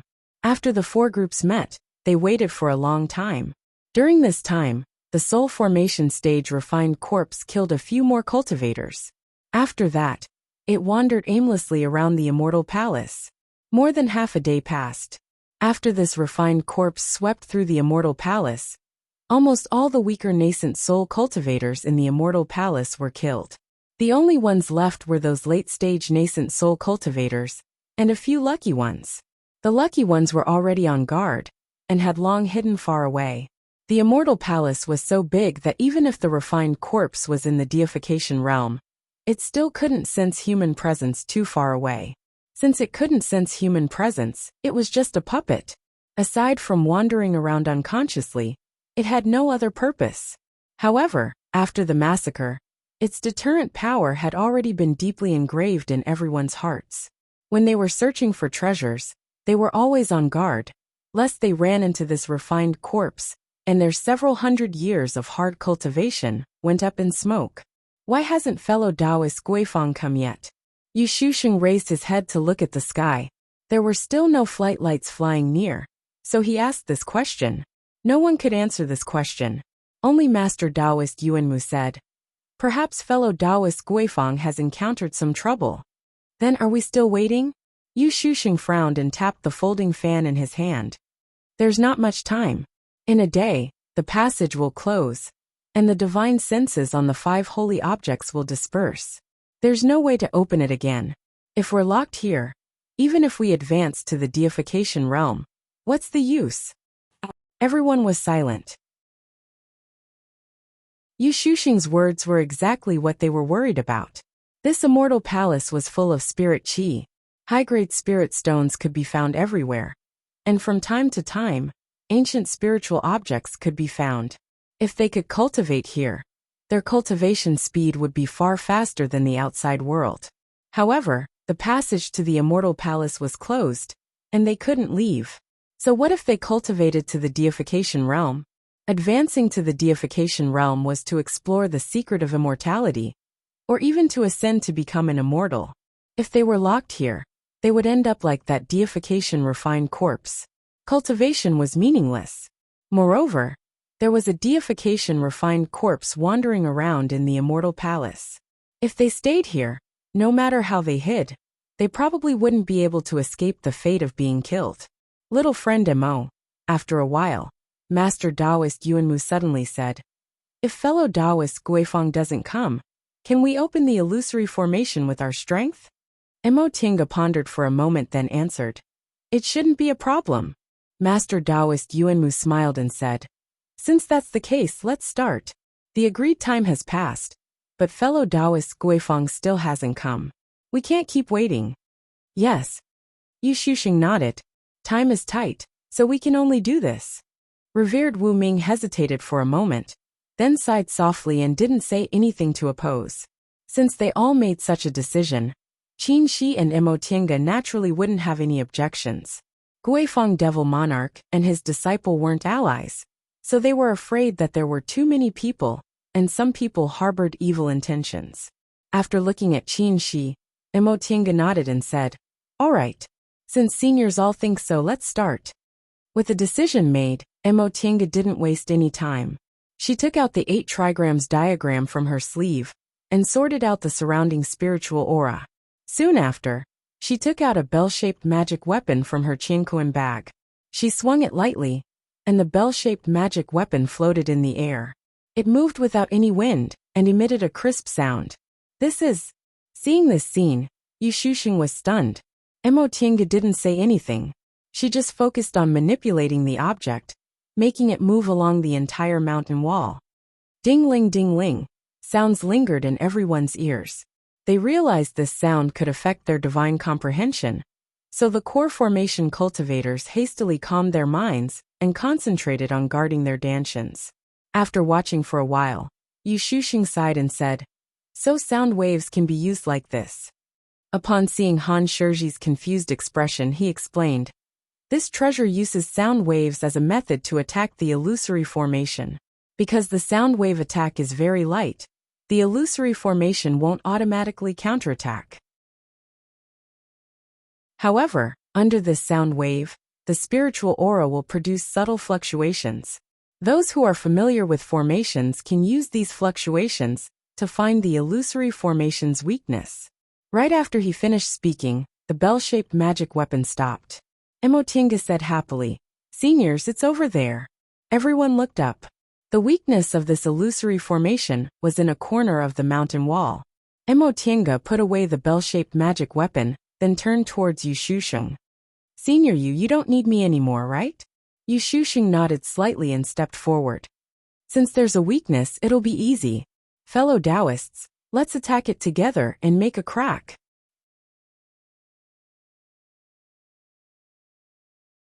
Chapter 479. Several nascent soul cultivators displayed their divine abilities one by one.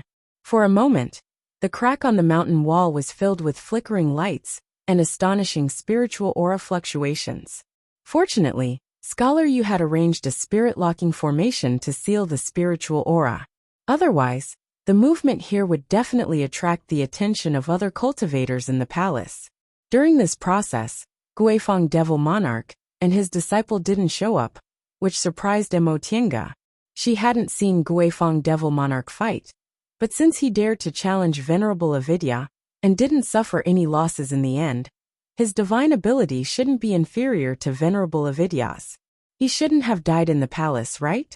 But if they didn't encounter a difficult situation, why didn't they rush back to the storehouse? After all, the treasures in the storehouse might be related to fated chances to advance to the deification realm. Fellow Taoists, pay attention. While she was meditating, Master Taoist Yuanmu suddenly shouted, "The refined corpse seems to be coming this way." Emotienga was shocked and looked up. Sure enough, she saw the devil aura between the mountains seem to be wandering towards them. They were very far away from the refined corpse, so the refined corpse shouldn't be able to sense their breaths. It just happened to be wandering in their direction. But this wasn't a good sign. As long as the refined corpse moved in this direction and reached a certain distance, it would sense their breaths. At that time, "Fellow Taoists, time is running out." Master Taoist Yuanmu shouted. As long as they opened an entrance in the illusory formation, even if the refined corpse came, they could hide in the storehouse. A masterless refined corpse was dead after all. Even if a crack appeared in the illusory formation, it wouldn't know how to distinguish it and would leave on its own. If they couldn't open the illusory formation in time, they would have no choice but to run when faced with the refined corpse. All the nascent soul cultivators knew the situation was urgent. Without Master Taoist Yuanmu saying anything, they all took out their trump cards. Without hesitation, Venerable Avidya pinched a Buddhist bead and chanted the name of Buddha. The Buddhist bead in his hand burst into a dazzling golden light, releasing a surging spiritual breath that pressed down on the hole in the illusory formation. With a puff, the hole that was only the size of a soybean suddenly split open. The surrounding mountain walls shattered one after another, and became invisible, while the hole became the size of a fist. Upon seeing this, Taoist Master Yuan Mu took out the Linglong Pagoda and smashed it towards the gap. Qin Shi cast a sword art, and the three-yong real fire sword returned to its original form. The real fire on the body of the sword burned more and more fiercely, until in the end, it almost turned into a ball of flame. All of a sudden, it turned into a meteor and crashed into Qin Shi. Jing Xingji also took out his flying sword, and the bright sword light immediately dazzled everyone's eyes. For a moment, these nascent soul cultivators who didn't think much of him cast sidelong glances at him. Mo Tiange noticed that Ling Xiu seemed to be heavily injured. The power of his divine abilities was far from what it used to be. As for Master Taoist Yuan Mu and Master Taoist Iron Mask, they also didn't seem to be as strong as before. She thought to herself, could it be that the people from the Juyin sect have suffered greatly in the process of searching for the token? For the current situation, this was not good news. It would not be easy to open this gap. While she was muttering to herself, all the nascent soul cultivators were doing their best to expand the gap in the illusory formation bit by bit. However, if they wanted to expand it to the point where one person could enter, it would take time. Perfected Yuanmu looked at the approaching corpses, his expression anxious. If this goes on, we won't make it in time. Then what should we do? Scholar Yu's expression was heavy. If we escape first, we can't. The one who spoke was Venerable Avidya. His tone was very solemn. Not to mention whether everyone can escape. Even if everyone escapes, it won't be easy for us to regroup. Besides, we don't have much time. What fellow Taoist Avidya said is reasonable. Master Taoist Iron Mask rarely spoke. This illusory formation will take a long time even if we join hands. If a few more fellow Taoists don't come back. Right now, they had 4 late-stage nascent soul cultivators, 2 middle-stage nascent soul cultivators, and 1 early-stage nascent soul cultivator. Ling Xiu couldn't do what he wanted, and he couldn't even compare to an early-stage nascent soul cultivator. As for Master Taoist Yuanmu and Master Taoist Iron Mask, they more or less lost some of their strength. Guifeng Devil Monarch didn't come back. If it weren't for Jing Xingji, who made up the numbers, they really didn't know how long it would take for them to break through. Mo Tiange also didn't expect this kind of situation. Although she intentionally or unintentionally wanted the others to suffer a bit, so that she and Qin Shi wouldn't be bullied too much, she didn't expect that Juyin Sect's group would actually encounter a setback while searching for the identity tablets, thereby affecting their overall strength.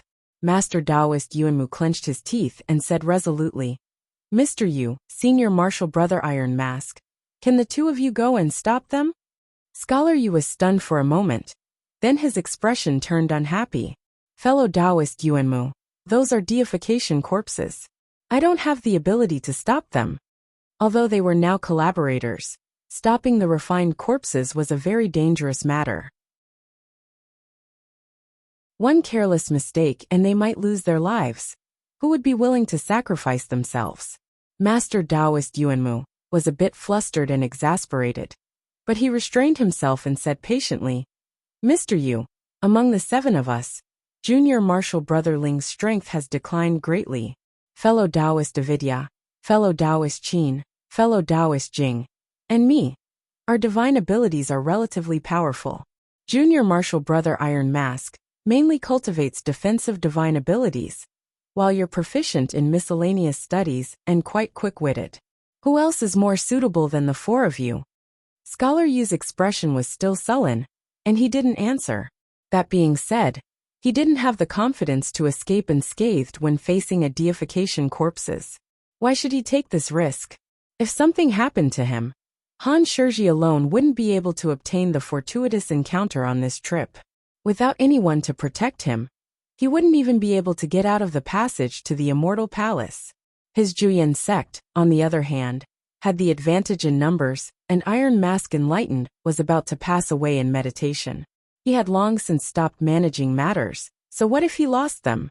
Mr. Yu, seeing that the refined corpses were getting closer and closer, Master Taoist Yuanmu suddenly took out a token from his bosom.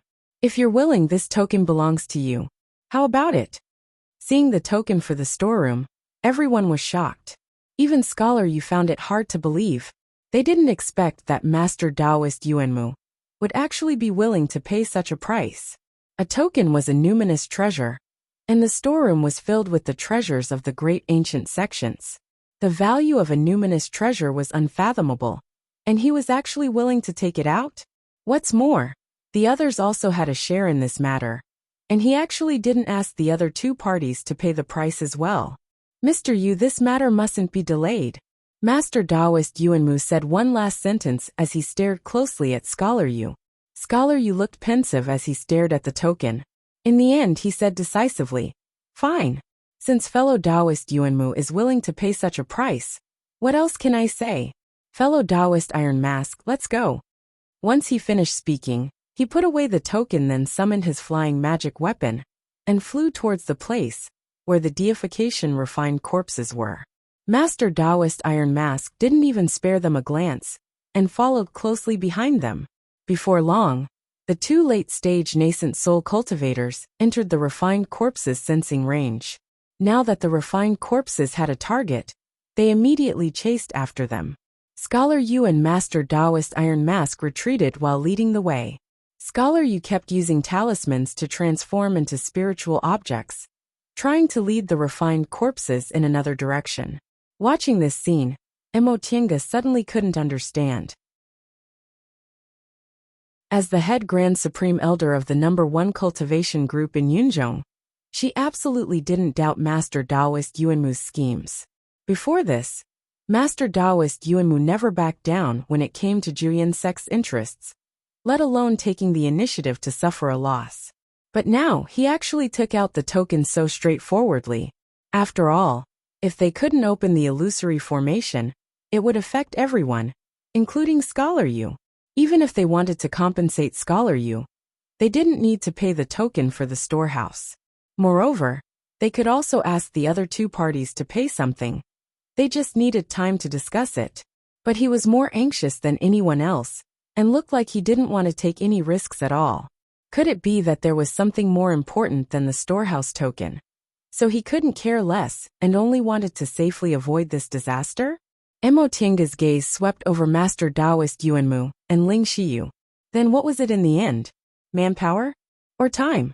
Fellow Taoist Emo, a low voice rang in her ears. Emotienga turned around and saw Ling Yunha. Although there was a smile on Ling Yunha's face, his gaze was solemn. He stared at Emotienga and said faintly, "We're not enemies. It's better not to get to the bottom of some things." She paused for a moment, then smiled and nodded at him. "Thank you for the reminder, fellow Taoist Ling." After saying that, she once again looked at the people who were breaking the formation, but she only focused on the gap in the illusory formation. Ling Yunha secretly heaved a sigh of relief and anxiously looked at the two late nascent soul cultivators who were dealing with the refined corpse in the distance. Then he glanced at Ling Shiyu, who was temporarily resting. Time passed bit by bit. Scholar Yu and Master Taoist Iron Face were surrounded by danger, so they simply led the refined corpse and fled into the distance. Unfortunately, the cultivators who could be used as cannon fodder in the Immortal Palace were almost all killed by the refined corpse.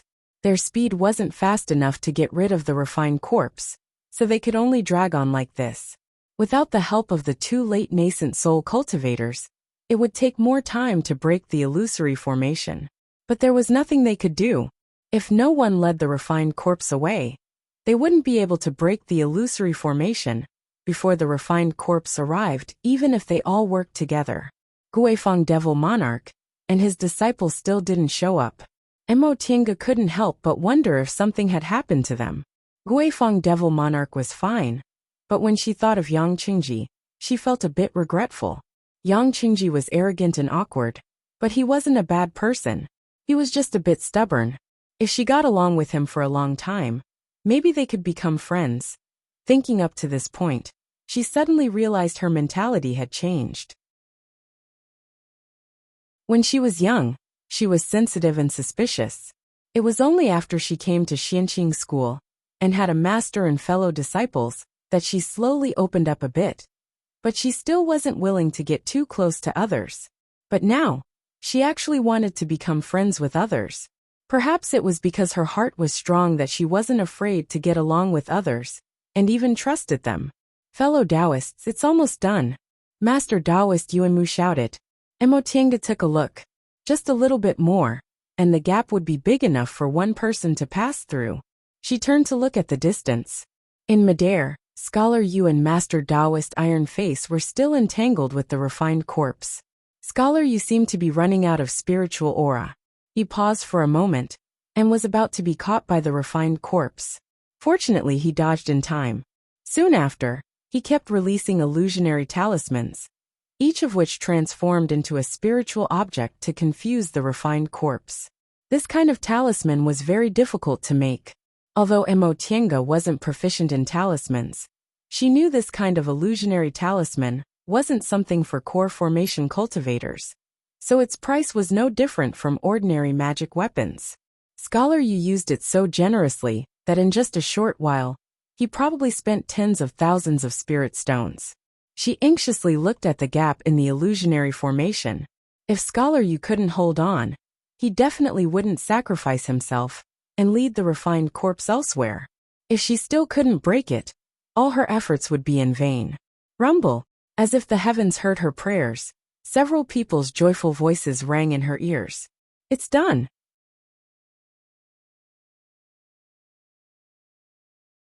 Chapter 480. Let's go. With the opening of the illusory formation, no one hesitated and rushed inside. Master Taoist Yuanmu was also relieved. He turned around and sent a sound-transmitting talisman to Master Iron Mask and Scholar Yu in the distance. As soon as she entered the illusory formation, Emotianga raised her eyebrows in surprise. This storehouse was actually an ice cave. The whole space was irregular and filled with glittering ice cubes. There was no trace of human construction. Just as everyone finished looking around, Scholar Yu and Master Iron Mask came in awkwardly. Emotianga turned to look at the opening of the illusory formation. In midair, the refined corpse was devouring the illusionary talismans left by Scholar Yu. When it finished devouring, it suddenly lost its two targets. It wandered around in a daze before finally wandering away. She felt relieved. This illusory formation was really powerful. Even with such a small opening, their breaths didn't leak out. Dead things like the refined corpse couldn't be distinguished at all. Mr. Yu, thank you for your hard work, Master Taoist Yuanmu said politely when he saw Scholar Yu. Scholar Yu said with a pale face, since I accepted fellow Taoist Yuanmu's things, I naturally have to do it. Then he said reluctantly, Humph. I didn't accept fellow Taoist Yuanmu's token for nothing. I lost a lot to lure that refined corpse away. Emotianga thought about the illusionary talismans Scholar Yu threw out. Each one cost tens of thousands of spirit stones. He fought with the refined corpse for a long time, so he must have lost hundreds of thousands of spirit stones. Although hundreds of thousands of spirit stones weren't unbearable for late nascent soul cultivators, how could the talismans used by late nascent soul cultivators be ordinary? They probably couldn't buy them even if they wanted to. Then, everyone's attention returned to the storehouse. After walking along the ice cave for a while, they finally arrived in front of a stone door. This stone door was painted with strange golden patterns, which emitted a strong momentum and made it difficult to approach. This should be the defensive restriction of the storehouse. Sensing the unfathomable power of the restriction, Master Taoist Yuanmu sighed. Such a restriction. No wonder little friend Emo said it's impossible. Based on his knowledge, this restriction was definitely beyond the deification realm. It seemed this great ancient sect had high-level cultivators beyond the deification realm. However, the sect might have declined after the war between the righteous and devil path, so the elders were only in the deification realm. Everyone looked around and found that there was a small depression in the middle of the patterns, which matched the size of their tokens. Master Taoist Yuanmu glanced around and found that there was a small depression in the size of the token. Reverend Yuanmu swept a glance at her and said indifferently, Of course. In front of so many people, he didn't have the face to do something that would ruin his own identity. Taoist Yuanmu Dao, Junior will be. And Junior will. After saying those words, he took a step forward and took out his token, intending to place it in the recess of the stone door. Wait! Qin pulled her back and whispered, I'll go first. Master of Qi said. You, demon. Due to the limitations of her cultivation, there were many things she could only stand at the back. If she wanted to get out of this situation, she had to form her nascent soul as soon as possible. She took out the storeroom's identity tablet from his Qianquan bag and gently placed it in the recess on the stone door. The restriction on the stone door flashed with a white light, covering the identity tablet. The identity tablet also shone with a white light, which shone together with the restriction on the stone door. Then, with a flash of white light, the token fell to the ground, and the stone door silently opened. Qin took the token, looked around, and cautiously took the first step. The restriction on the stone door didn't respond. After a moment of hesitation, Qin stepped inside. He turned around and was about to say something, but the stone door was closed. When everyone saw him enter safely, they were relieved. This proved the King Dragon token was indeed effective. Their time today wasn't wasted. Upon seeing this, Mo Tiange did the same thing. Little friend Mo. Scholar Yu suddenly said. Mo Tiange paused and asked nervously, Mr. Yu, what can I do for you? Scholar Yu shook his head and said, Although we've made an agreement, you can't keep staying here and waste everyone's time. How about 1 hour? If you don't come out in 1 hour, we'll go in. Mo Tiange didn't answer immediately. Such a big sect had a huge storehouse. It wasn't easy to understand all the treasures in 1 hour and make a decision. But what Scholar Yu said wasn't unreasonable. Although they agreed to let her enter the storehouse first, they couldn't ignore their own interests and let them waste their time. She glanced at Master Taoist Yuanmu and the others. They didn't say anything, which meant they tacitly agreed to Scholar Yu's proposal. She hesitated for a moment, but eventually nodded. Okay. She'd already obtained the right to enter the storehouse first. If she still had any objections, these late nascent soul cultivators would most likely have objections. Seeing that she was sensible, Scholar Yu smiled and waved the folding fan in his hand. Please. Mo Tiange turned around, put away the token, and entered the storehouse. Jing Xingji was next. The stone door behind them closed silently, and the three of them met in the storehouse. It's so big. Jing Xingji looked around in surprise. This storehouse was also a huge ice cave, almost bottomless. Countless treasures floated in the air, emitting a bright light. These treasures were surrounded by spiritual aura and glinted faintly. They should be defensive restrictions that could only be opened by the tokens in their hands. These treasures didn't need to be examined carefully. With one glance, they could see that they were definitely existences that surpassed the current cultivation world.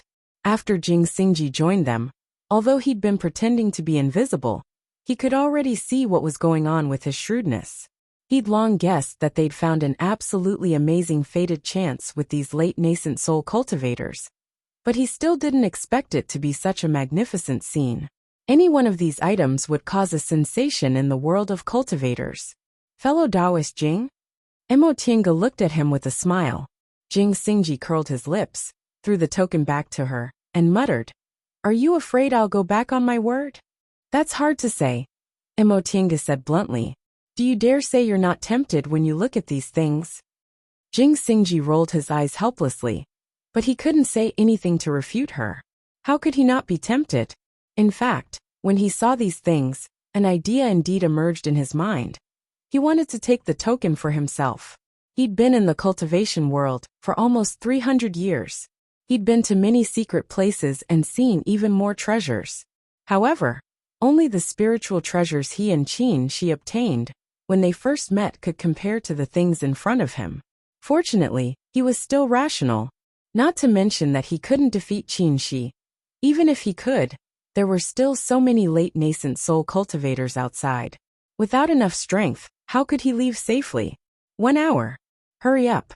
Since he had no fate with them, he simply found a corner to sit cross-legged and regulate his breath, no longer paying attention to them. Mo Tiange and Qin glanced at each other.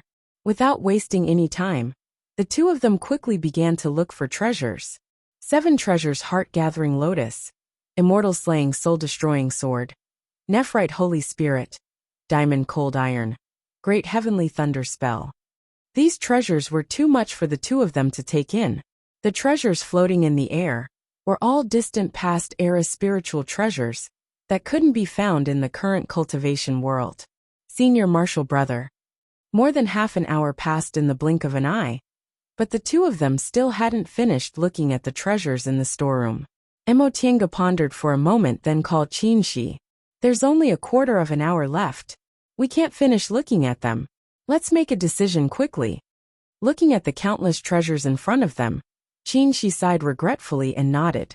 And there's not much time. It's impossible to finish looking at them. Then tell me, what should we choose?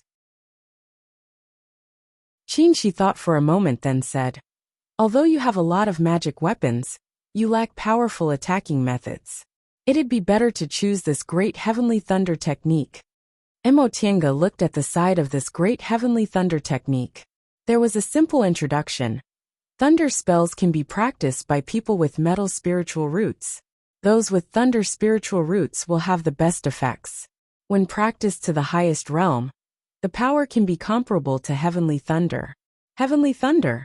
This was the most powerful spell in the cultivation world. Emotienga pondered for a moment. What Qinshi said was right. Most of her magic weapons had strange uses, but they weren't very powerful. Her natal magic weapon, the Heaven and Earth fan, wasn't good at attacking.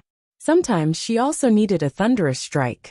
The fact that this great heavenly thunder technique was placed in the storeroom instead of the scripture pavilion showed that it was a peerless cultivation technique. Thunder spells were famous for their power. She had all 5 elements spiritual roots.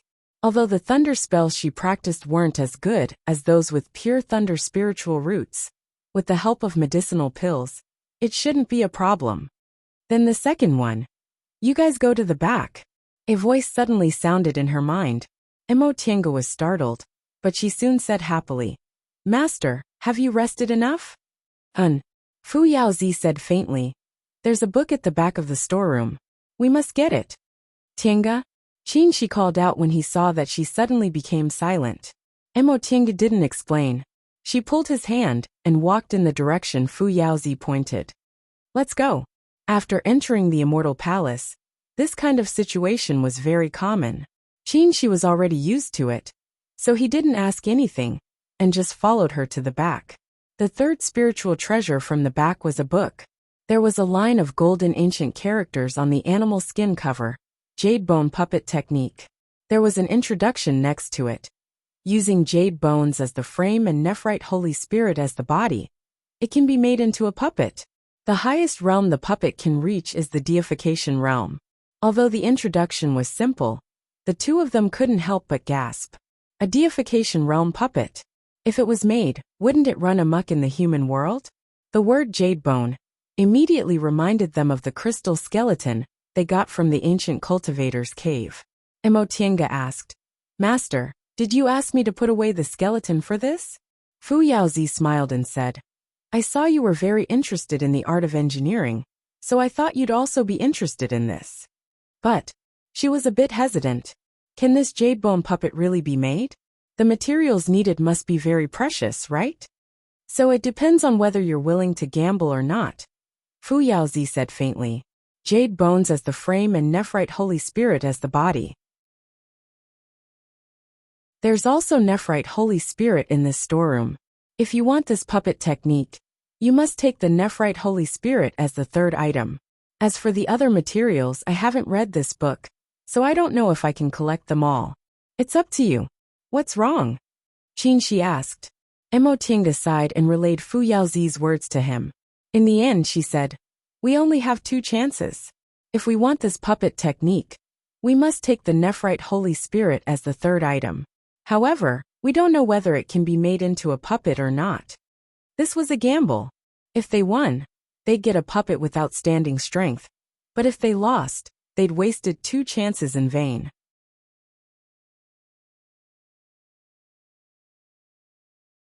Chapter 481. Let's do it. Qinshi said when the hour was almost up. Emotienga glanced at him. Seeing his determined expression, she also felt like staking everything on one throw. Let's do it. Aren't they just two supreme spiritual treasures? Even if they don't have them, they still have to advance to the deification realm. With that thought, she took out the token, erased the restriction on the jade bone puppet technique, put the book away, and took out the Holy Spirit nephrite. After putting away the things, the two of them looked at each other and couldn't help but sigh. Seeing each other sigh, they smiled at each other. Although they made up their minds to bet, they were still a bit nervous about the outcome. After all, the price was too high. Let's go. Chin, she said.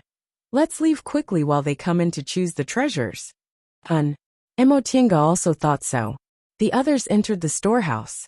This many treasures were enough to buy them some time. They had to leave far away during this time. Otherwise, it would be really unsafe to stay with a group of people who were stronger than them. Wait! Fu Yaozi's voice rang in their minds again. The hour is up. Outside the storehouse, Scholar Yu knocked the folding fan in his hand and looked at the others. Fellow Taoists, shall we go in now? Master Taoist Yuanmu and the others were resting with their eyes closed. When they heard this, they opened their eyes, which shone brightly. Venerable Avidya also smiled and looked at the stone door. Then these late-stage nascent cultivators opened the stone door one by one and went inside in a line. When they entered the storehouse, the light of the spiritual treasures dazzled everyone's eyes. Even though they were the top nascent late-stage cultivators in the mortal realm and had seen countless spiritual treasures, they still felt their hearts palpitate in the face of these innumerable treasures that surpassed the realm of nascent soul. Even someone as cunning as Reverend Yuan Mu could not restrain his greed. Needless to say, as long as they had a few spiritual treasures here, they could laugh proudly in the human world. After exclaiming, Scholar Yu looked at Master Taoist Yuan Mu warily, and then glanced at Venerable Avidya.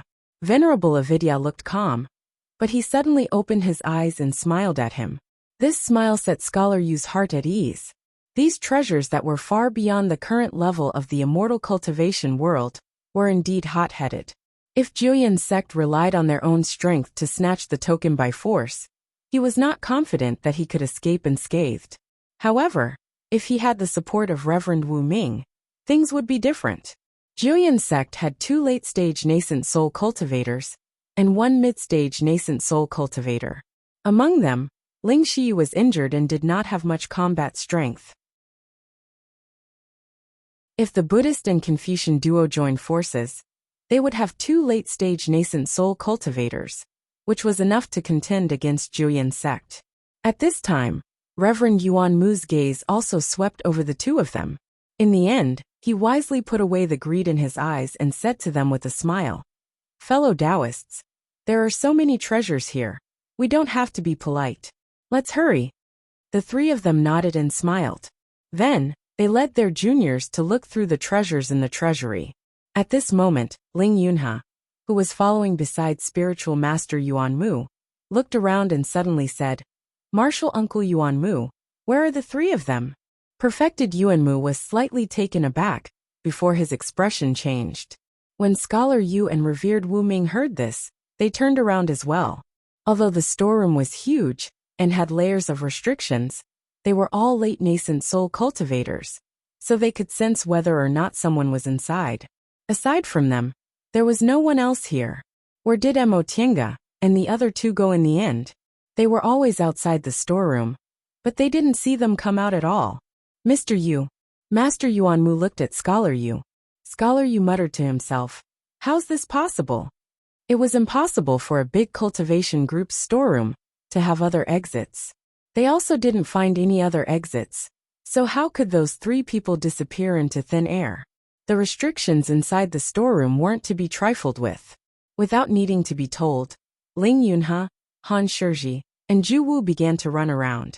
Although the storeroom was big, with the 3 of them working together, it didn't take them long to turn it upside down. They didn't find anything unusual at all. The 5 nascent soul cultivators' expressions became even more grave. The situation before their eyes was completely beyond their expectations. It even made them temporarily forget that the whole storeroom was filled with spiritual treasures. The gap between realms was insurmountable. Even nascent soul cultivators like them felt the restrictions inside the storeroom were unfathomable. They were sure they were ancient restrictions that surpassed the deification realm. Surrounded by such restrictions, it was impossible for them to ignore the restrictions and leave the storeroom. In that case, where did they go in the end?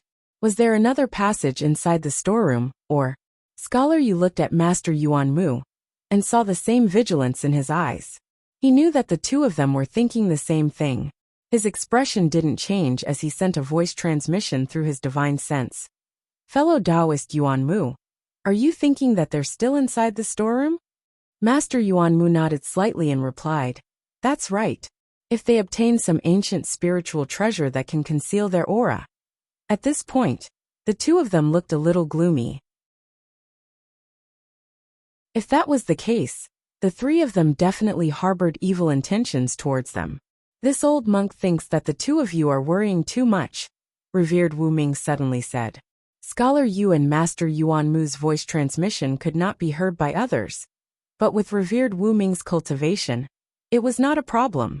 Seeing that revered Wu Ming had directly spoken, Scholar Yu looked around with some apprehension before saying, oh, what do you think, fellow Taoist Wu Ming? Revered Wu Ming said with a smile. Among the three of them, one is mid-stage nascent soul, one is early-stage nascent soul, and one has yet to form his nascent soul. What means do they have to kill all of us without being able to resist? Under normal circumstances, of course it's impossible, Master Yuan Mu said with a heavy voice. However, the three of them entered the storeroom earlier than us, so it's very likely that they obtained some kind of spiritual treasure. If they relied on spiritual treasures, they wouldn't be able to do it unless those treasures could erupt with formidable power in an instant. Revered Wu Ming said slowly, neither hurriedly nor slowly.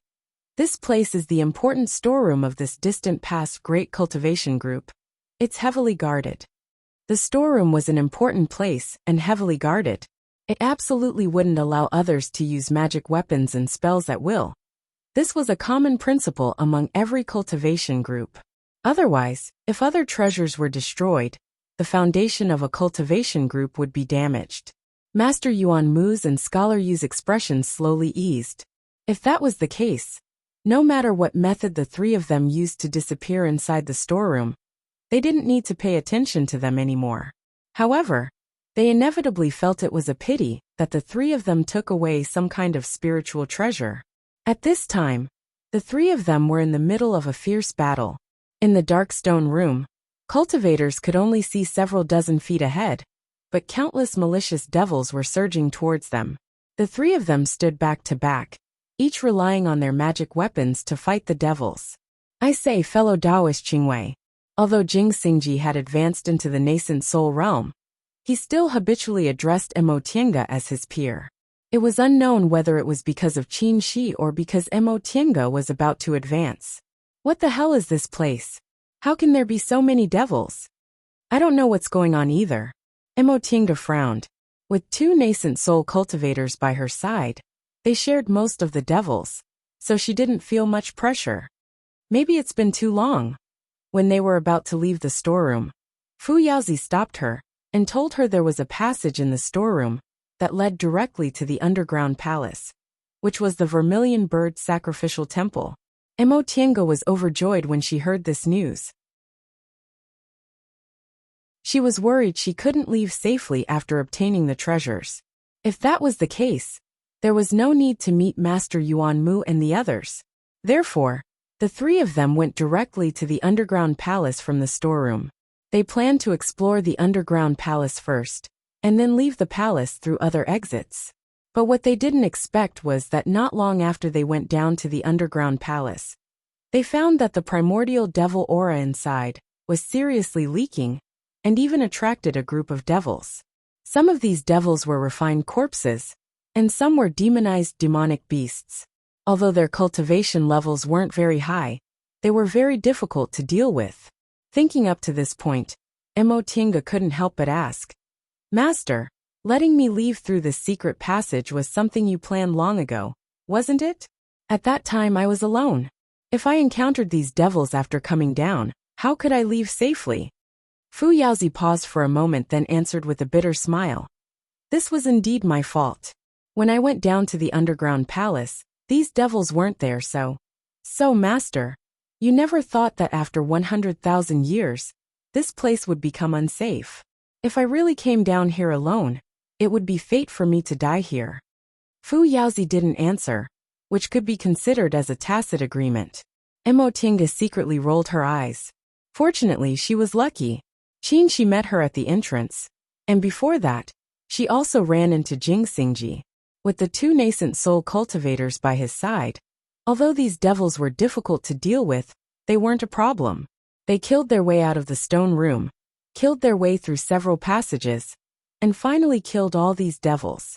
The three of them heaved sighs of relief, then found a safe place to sit cross-legged and adjust their breaths. Fellow Taoist Qingwei, what's going on? Shouldn't you tell me?